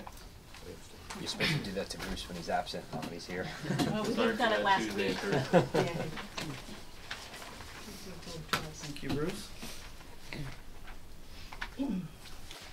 New business, schedule meeting with DEC representatives regarding dockside stabilization plan. The DEC, they have a proposal for stabilization. Is that different, or is that in continuing with the meetings that have been ongoing? Do we know? This is consistent with the project that they've Okay. been working on, so. Yeah, I think we left it where we were gonna sit down with Bill, or a representative from the state, to talk about what was in the proposal. And this is, you're talking about the correspondence back from Bill Bauman? Oh, no, this is the, Right. DEC, not the- parks. Yeah, Yeah. the DEC. That's next. this is the shoreline stabilization project that, Dan Miller, has been working on, so. Right, so is there a date we want to send to them?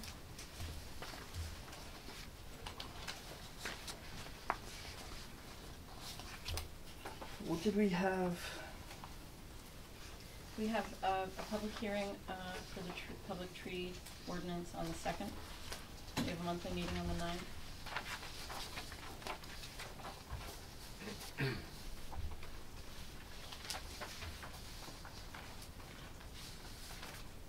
The 16th, we just added. What do we have for the rest of Department workshop. Yes. Think that'll take long? What are we doing next week on the 18th? Yeah, what are we? Are you working? No, I'm with the 18th to the 25th. What? 18th is no Nettleson and What else? NYSDEC. 25th, we said we weren't gonna. There was 2 follow-up items, I think docking. Oh, docking and is then November Cold Spring 18th? Cold Spring Boat Club correspondence on the 18th as well.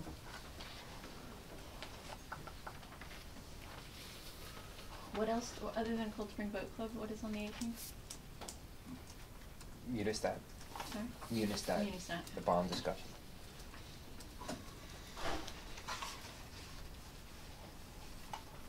And then the 25th? For you? We said we weren't. I'm out of town. Oh, that's the week of Thanksgiving, sorry. Right, but you, by all means, have a meeting. No. Second was the tree ordinance public hearing. Is there anything else? Are we also doing the sign, or, sorry, the Chapter 40. chapter 40, the building construction chapter? Are we gonna do that on the 2nd also? Had we already, we hadn't scheduled that yet. Well, you know what? I'll get with Mary and get back to you guys to do the DEC and the meeting with the next A and B.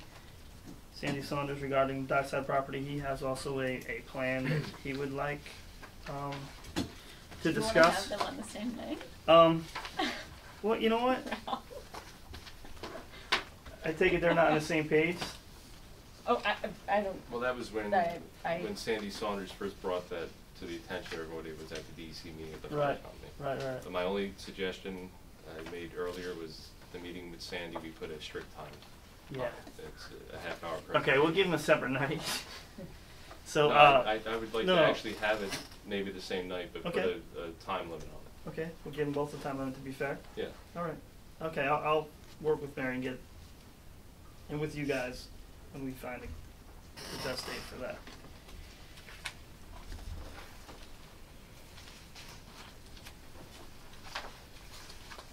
Remind me, Mary. Consider resolution 30 of 2014 regarding referral of proposed local law amending expiration building permits and setting public hearing.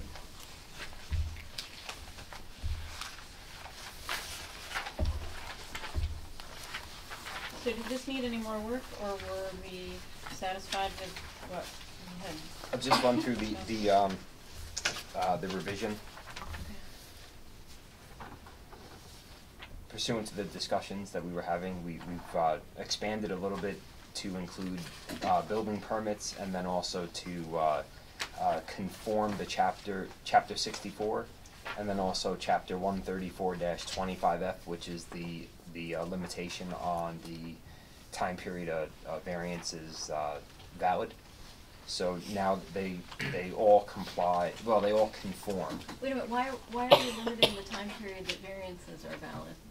That's not something we had a problem with. It was the certificate of appropriateness. We're not. We're expanding. Right now, they're only valid for a year. So the issue. Oh, I thought they were with. No, they were valid for only a year. So you would After?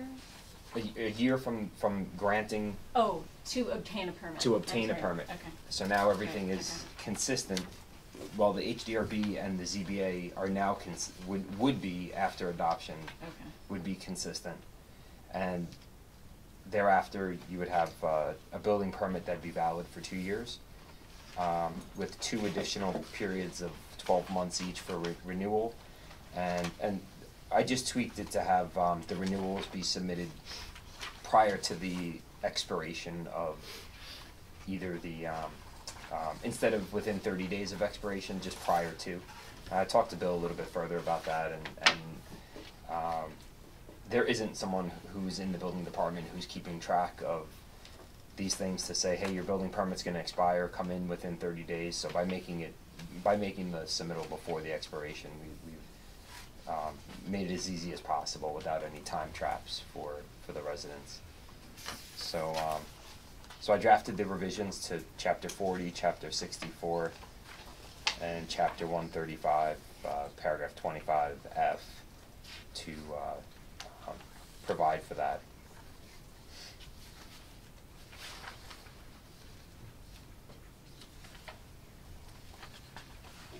And then I prepared a resolution and a notice to, a public hearing notice.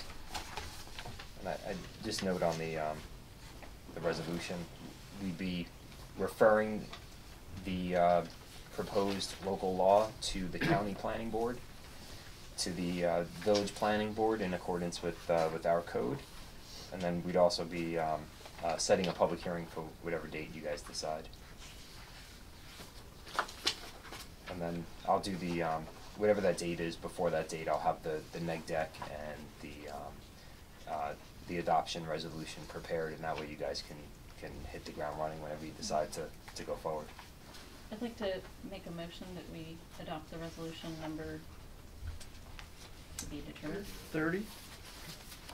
Is that what it is, number 30? Yep. And if you would just note, I realized that in the be it resolved, I put the referrals, but I didn't add the public hearing advertisement. So if we just have it as amended to advertise the notice of public hearing, and let's just set a date.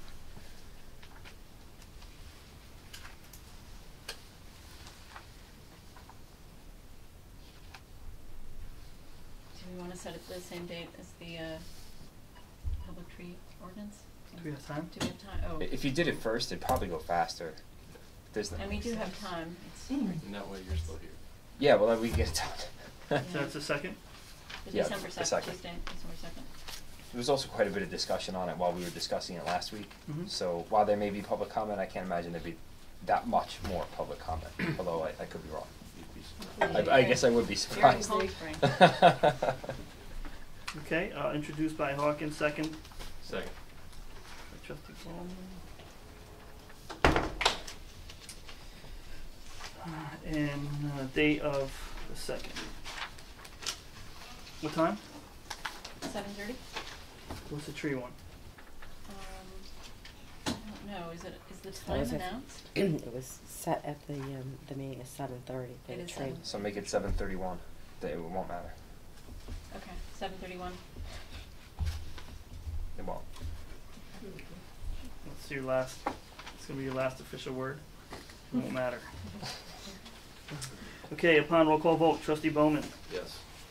Trustee Fatty, Yes. Trustee Hawkins. Yes. Trustee Campbell. Yes. I vote aye.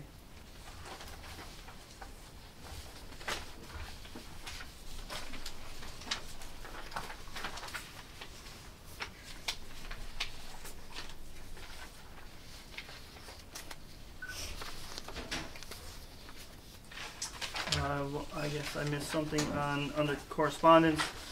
The lovely Yellow Book people will be back dropping the books.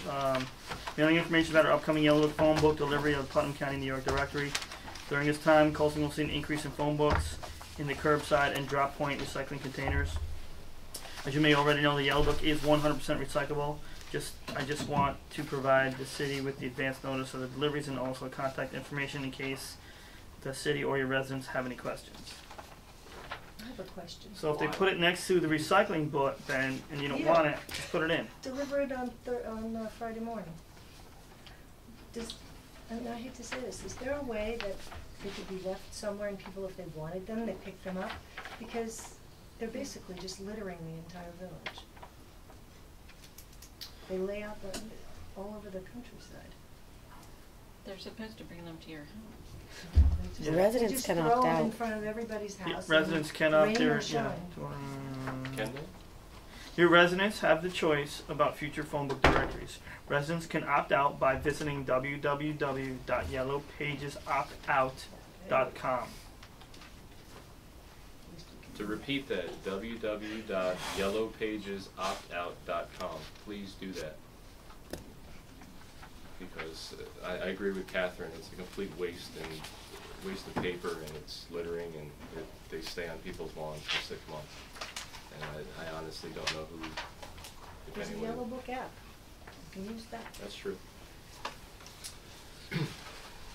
Okay, next on the agenda item, thanks to Mr. Ligori. Discussion RFP for legal services and scheduling interviews. First and foremost, the offer to give as much help as possible in transitioning was offered by Hogan Rossi through Mike Ligori's organization. But obviously we need to discuss RFP for legal services and schedule interviews. I'm assuming by word of mouth, there's already 1, 2, 3 firms that came in either yesterday and today. One came in today, I and only the have other one, one. not sure. It's an email, So, pretty generic. So we have an RFP that we issued in 2013. Do we want to just update that and send it out? I say yes. I say if we can distribute out to each of us and have us look over, see if there's anything we want updated. And then, We never saw that. right, so we'll give everyone a copy of the last RFP. Mm-hmm. Actually, I have seen it, because you sent it to us last week or a week and a half ago. So. No, that was the That was the contract. yeah, the retainer. And I'll make sure that the 3 that I have now get sent to everybody and put in the file with those that come in afterwards. So there are people that are willing to work for us at this time. Related, Mhm.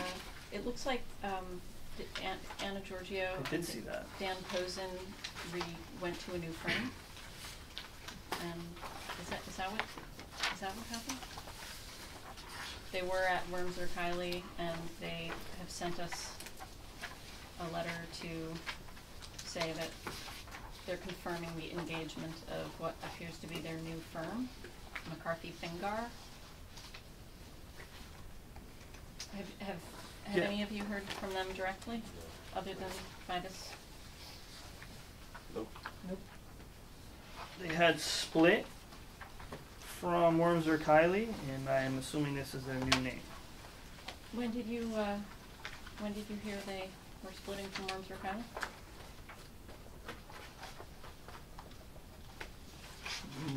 Month ago? I don't know. Yeah, I think it was a month ago. It was. They were continuing their services, and splitting their office.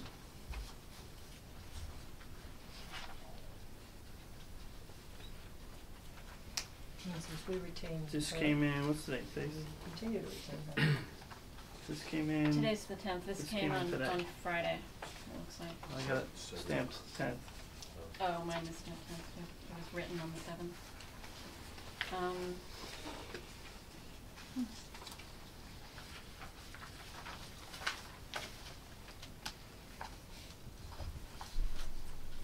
So we'll get that RFP to everyone. Look at it for your approval, changes, and we'll send it out and set up interviews.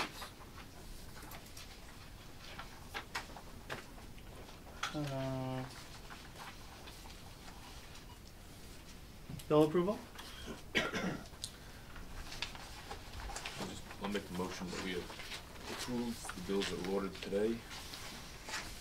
Second. Any discussion? All those in favor? Aye. Aye.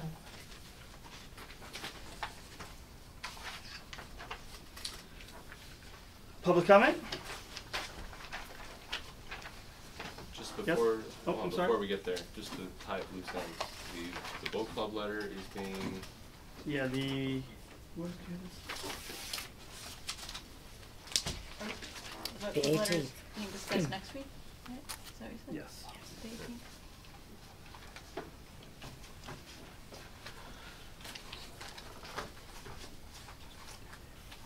alright, thank you. Yes.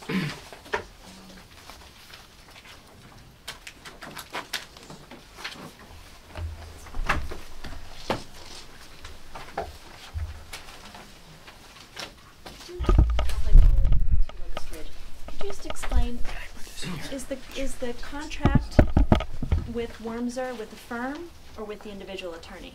It's with Wormser. And the partner who signed for Wormser is moving to, looks like is moving to McCarthy Finger.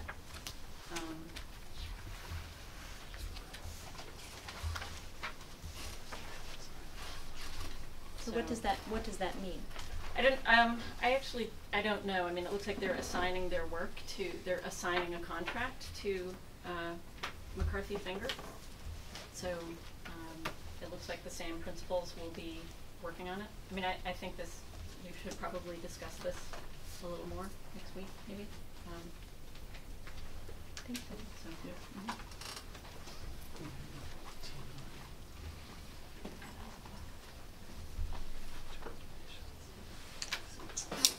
Anything else? Public comment? Yes. It's a long way to go.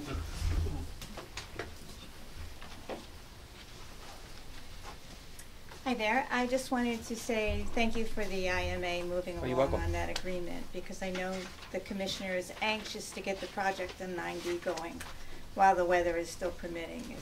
With the bad weather coming in, it's important to get that drainage addressed as quickly as possible, so that's great. Do you know, do we have a window? Well, as soon as he gets this, And I think there's an issue with the 25,000 that the village has. We signed the release. Did you sign the release We for did that? sign a release and send it back, right, Mary, last week? The release of the grant to.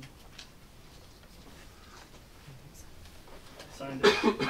I was out 2 days last week, Okay. so maybe. Well, as long as it's on It the was way. signed, the release. I think they'll use those for the materials, for Yep. some of the Mhm. materials anyway. So that's good. And I just, for your information, I just wanted to say that the county has allocated $64,000 for the Butterfield project, so knowing it's there is a good thing.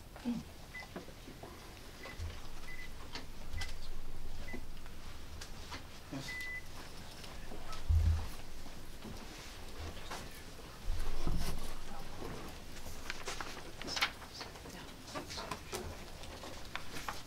Hello, is this on?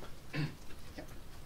Good evening, everybody. Most of you know me, but for those who don't, my name is Stephen Barshow. I'm with the firm of Sav, Paget and Roselle, and I represent the applicant for the Butterfield Hospital project. And I have been before the planning board and in front of this board, and this evening I'm here, at least from the applicant's perspective, to answer the unanswered questions that Village Board Member Hawkins has asserted are out there and unanswered. So I'm here to provide answers from the applicant's perspective.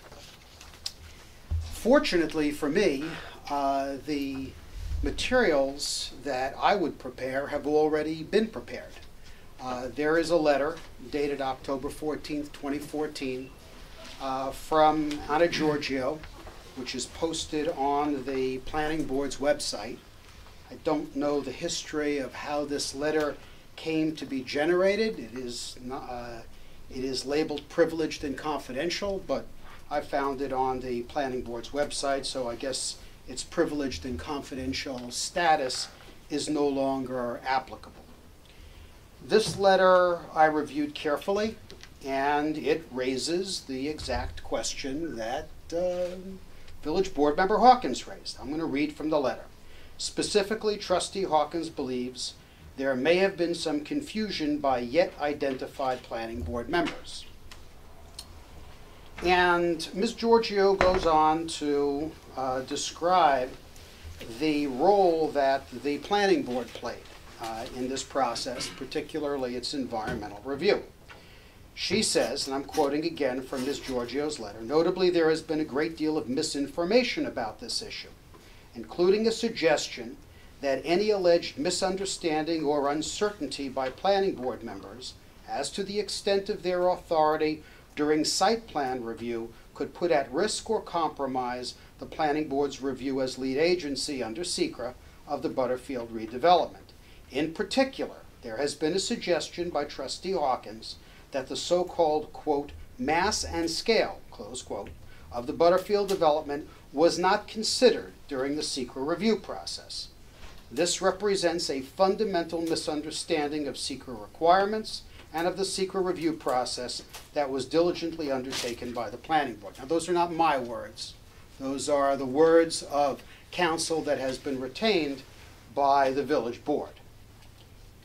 She goes on to say that the planning board complied with all of the substantive and procedural prerequisites of SECRA when it adopted its negative declaration for the Butterfield redevelopment. She also notes that the planning board's negative declaration remains a legally binding final determination that is also binding on all involved agencies, such as the Board of Trustees, and it has never been challenged. Those, again, are the words that Anna Giorgio uses, and her statements are correct. The neg deck has never been challenged. The statute of limitations to challenge the neg deck has long run, and by long time, not by days, but by many months. She then goes on to go through the history, which I am not going to read, but she does go and describe in some detail the planning board's review that they undertook as part of SECRA. And she notes that there was an EAF, an environmental assessment form, that was developed. This thin, inconsequential volume is the EAF that was developed. This sucker is a lot more thick than many environmental impact statements. Forget about environmental assessment forms.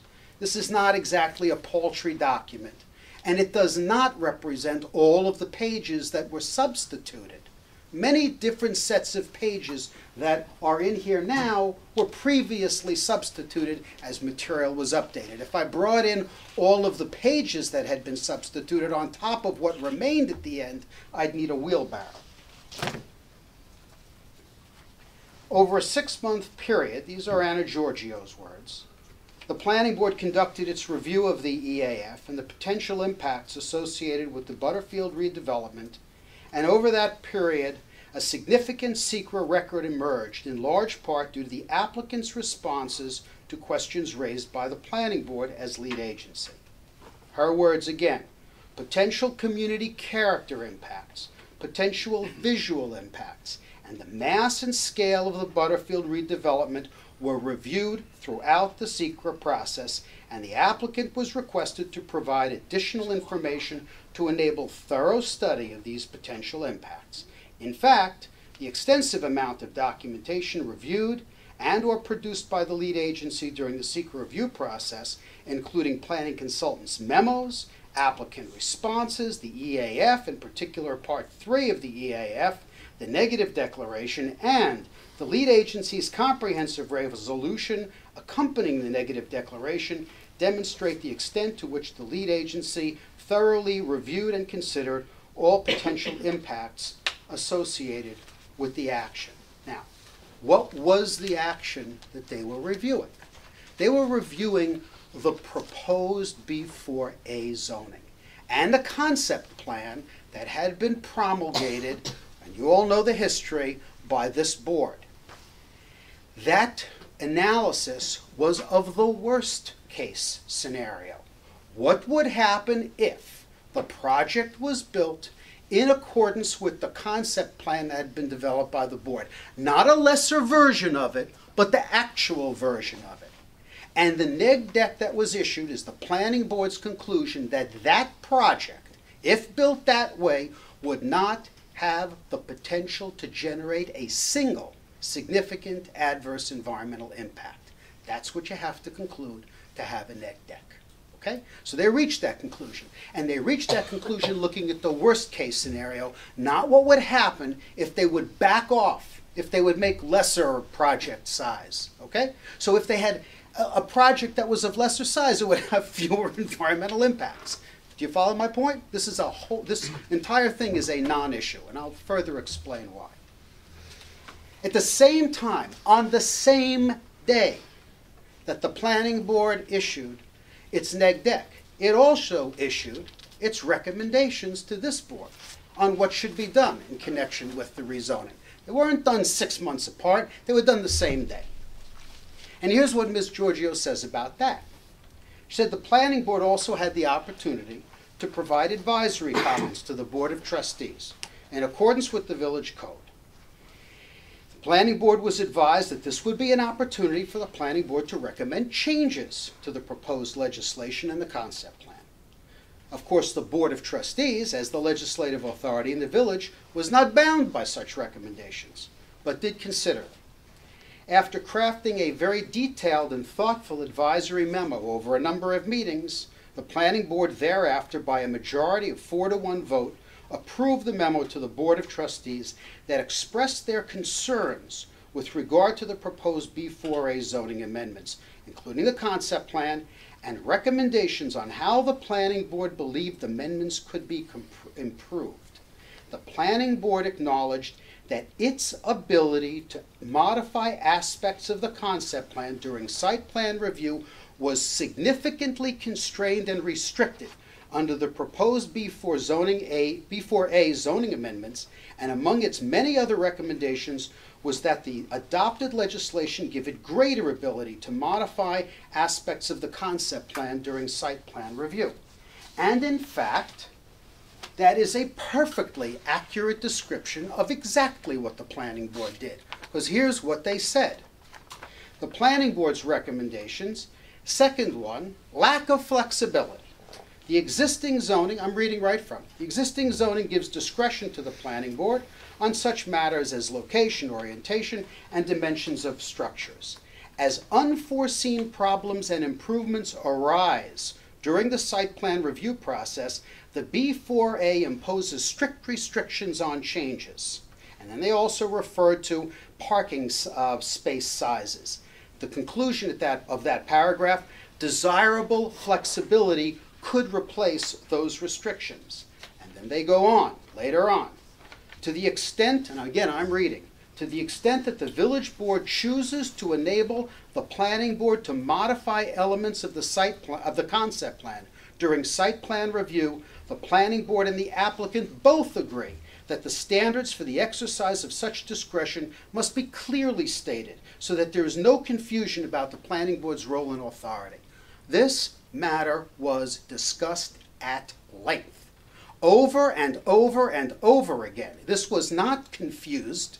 There was clear understanding that the planning board was not happy with the amount of discretion that the proposed zoning would give them. And they wrote a series of recommendations that said, give us more flexibility.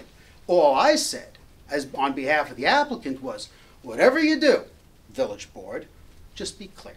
Whatever you do, you want to give them more authority, give them more authority. You want to give them less authority, give them less authority. But just be clear about whatever you're giving them.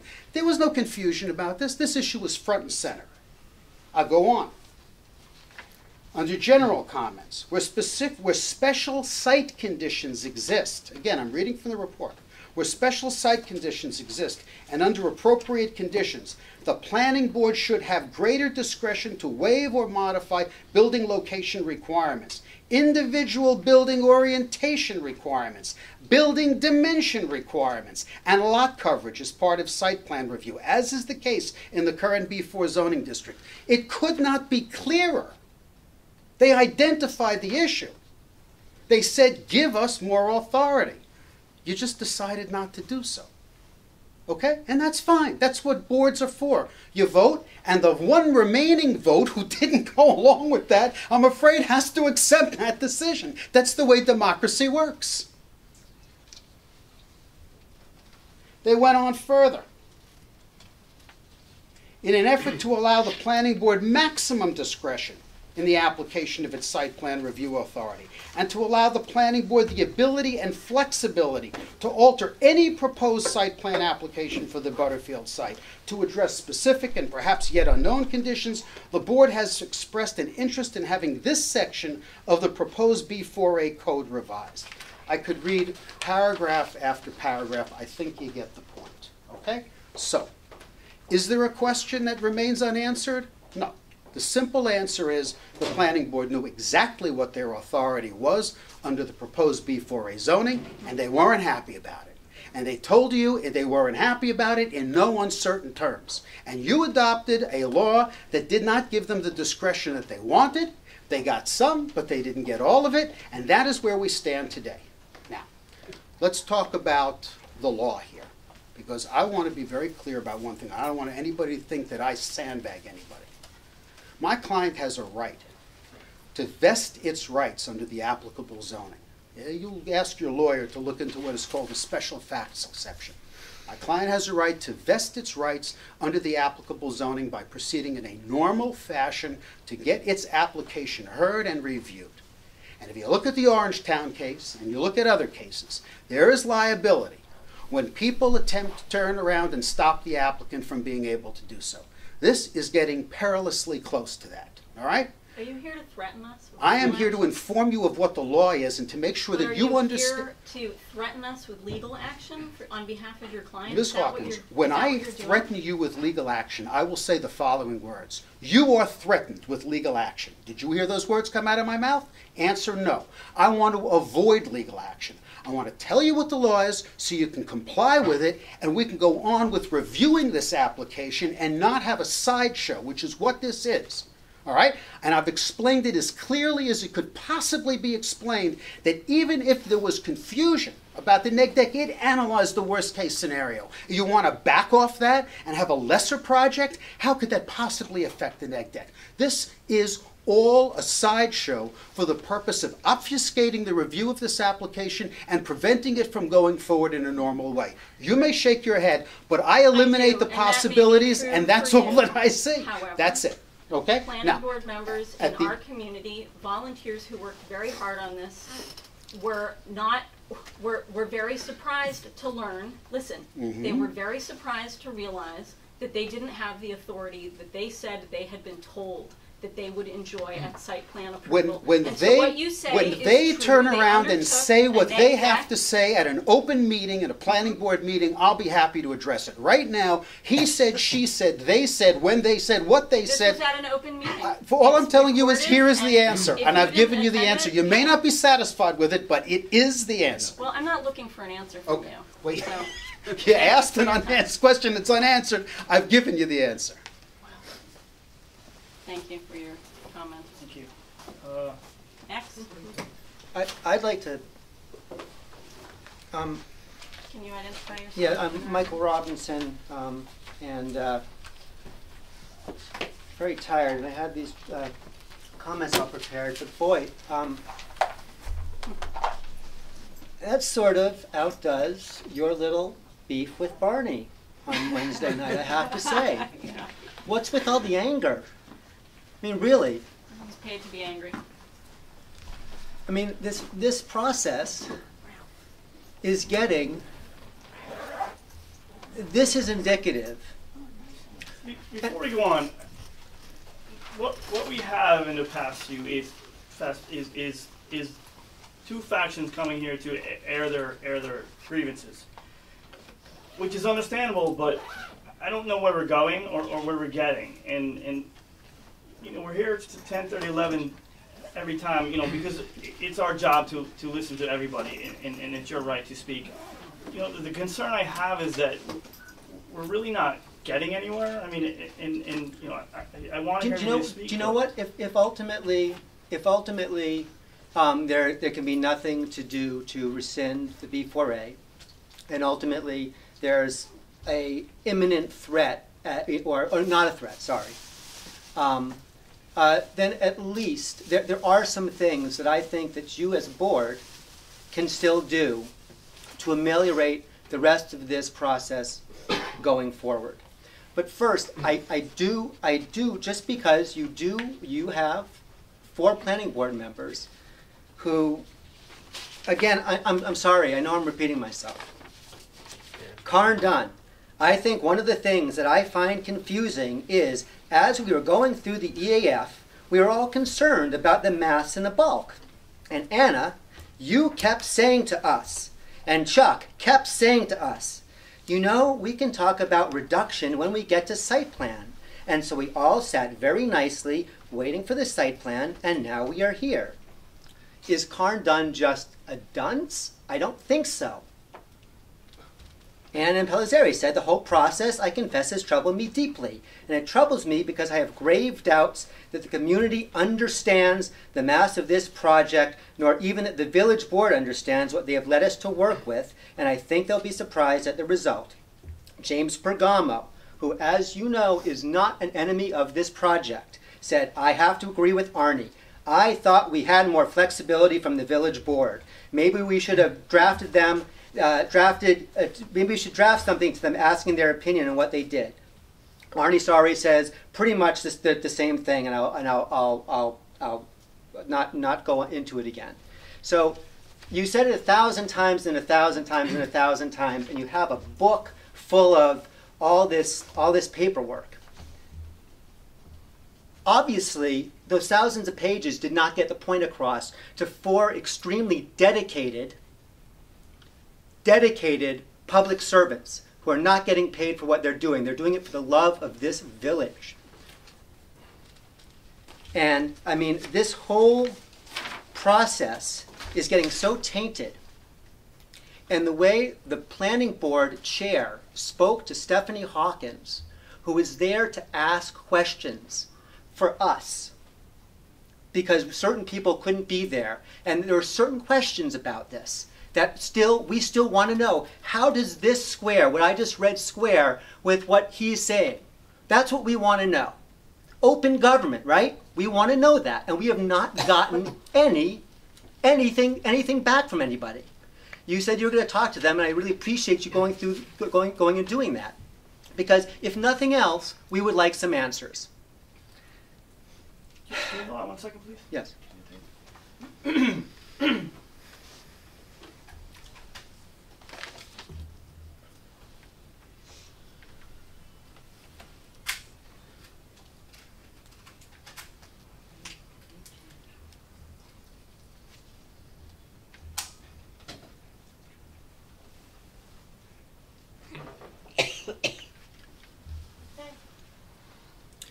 Planning board meeting from Wednesday, which I implore you to listen just the last 5 minutes. If for no other reason, listen to it because it's entertaining.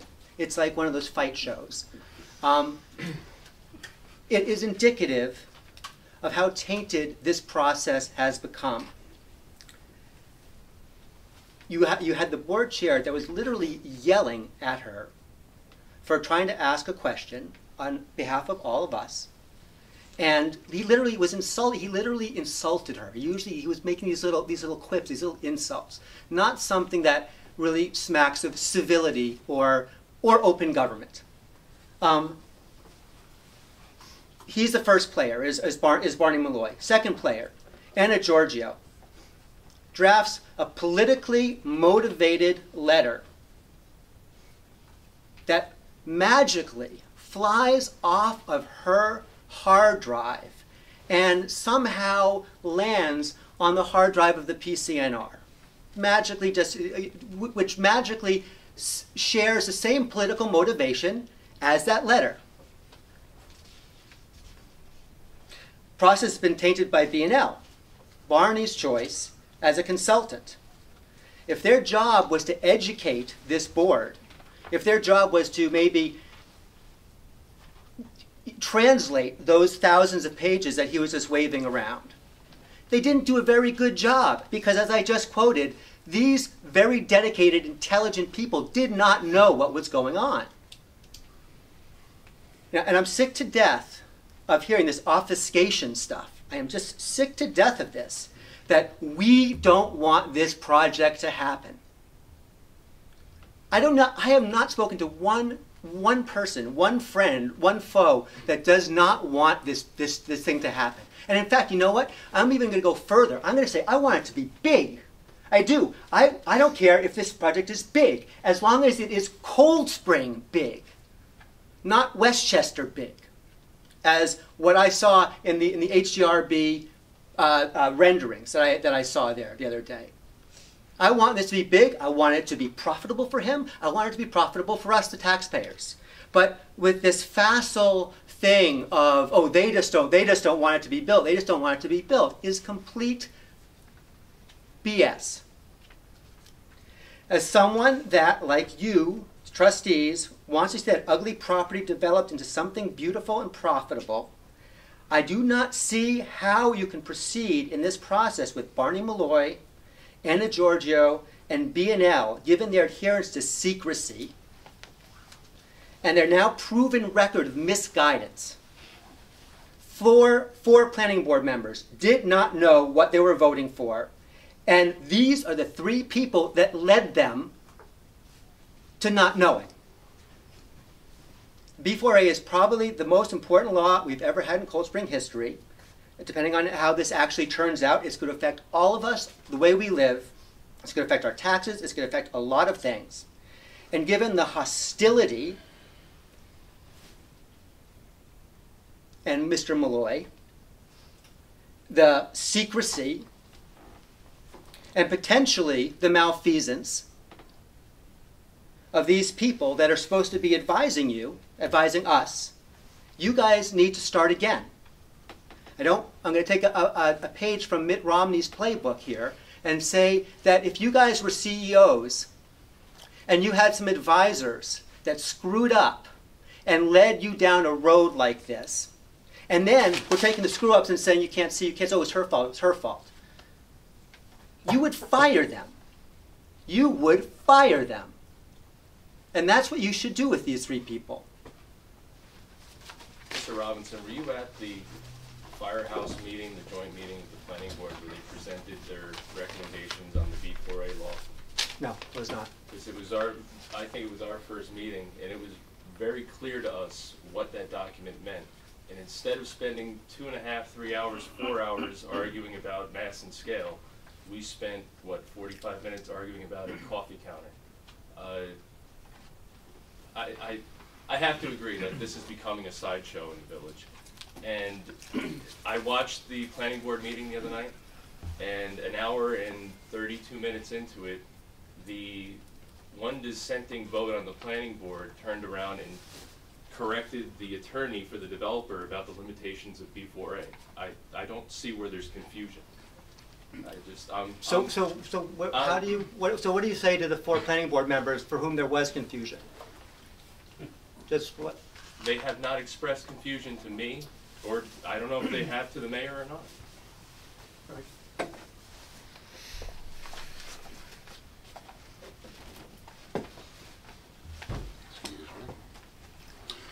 I'm Greg Miller, resident of the village. Going to read a letter from another resident of the village who couldn't be here tonight, from John Plummer. First of all, before I read this, I do have to say I just love it when a guy shows up with a great big book and starts shouting at me, telling me he has all the answers and what I have to say doesn't matter. That's a really good way to win people over. All right. From John Plummer. Mr. Mayor and trustees, I have been a village resident for nearly a decade, and I write with grave concerns about recent events concerning the planning board. I won't rehash the excellent reporting of Kevin Foley in his September 19th article in the paper. It is a matter of public record. The members of the planning board were confused and misdirected during this SEQR, quite possibly intentionally so by their chairman, Barney Malloy.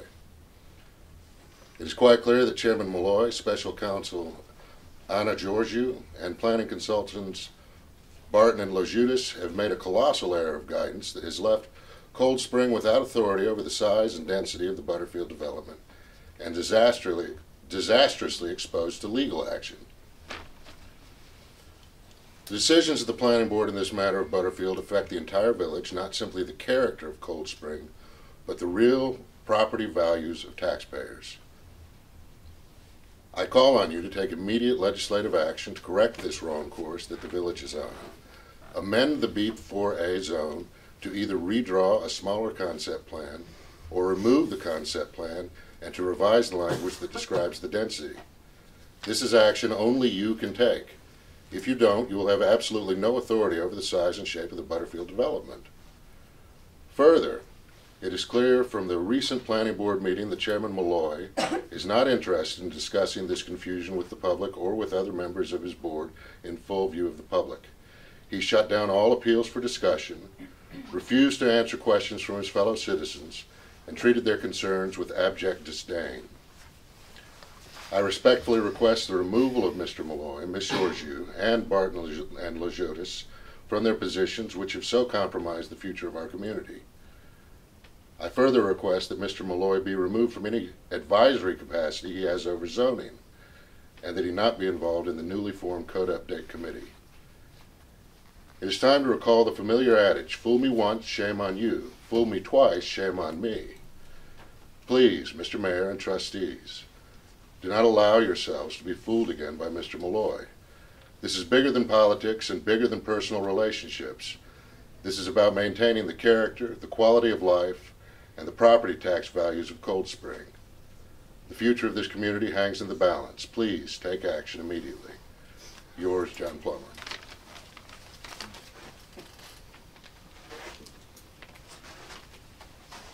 Anyone else? Yep. My name is Mike Mirapol. I live at 210 Main Street. I listened very carefully to the lecture that was delivered as if we were all in kindergarten, and having been a college professor for over 40 years, that is not the way you inform students that they've made mistakes. It just gets our backs up. So you probably did your client a disservice by your tone. But my real question is, I don't yet know whether the developer has a blank check or not. It's the question I asked a few weeks ago. Nobody answered me. I listened carefully. I listened a little bit to what Trustee Bowman said, and I still don't have an answer to that question. So I think that question really needs to be answered. And Mr. Mayor, you're probably the man who has to get to the bottom of it and answer it. What ultimately have we done? Thank you. Thank you. Anything else?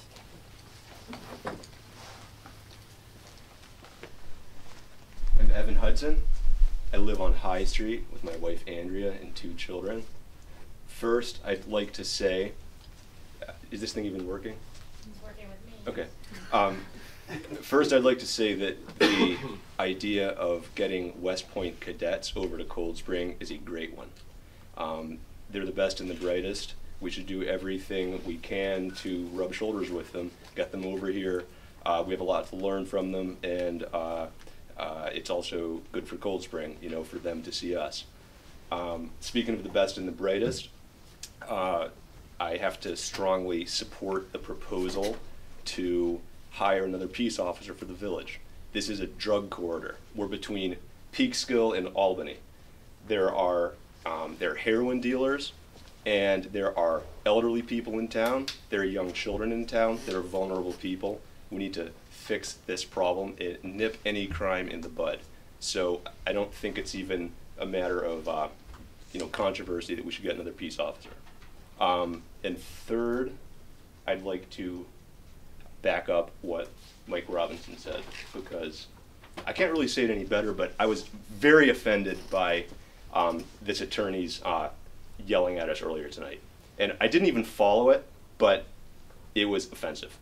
And that's all I have to say. Thank you. Anyone else?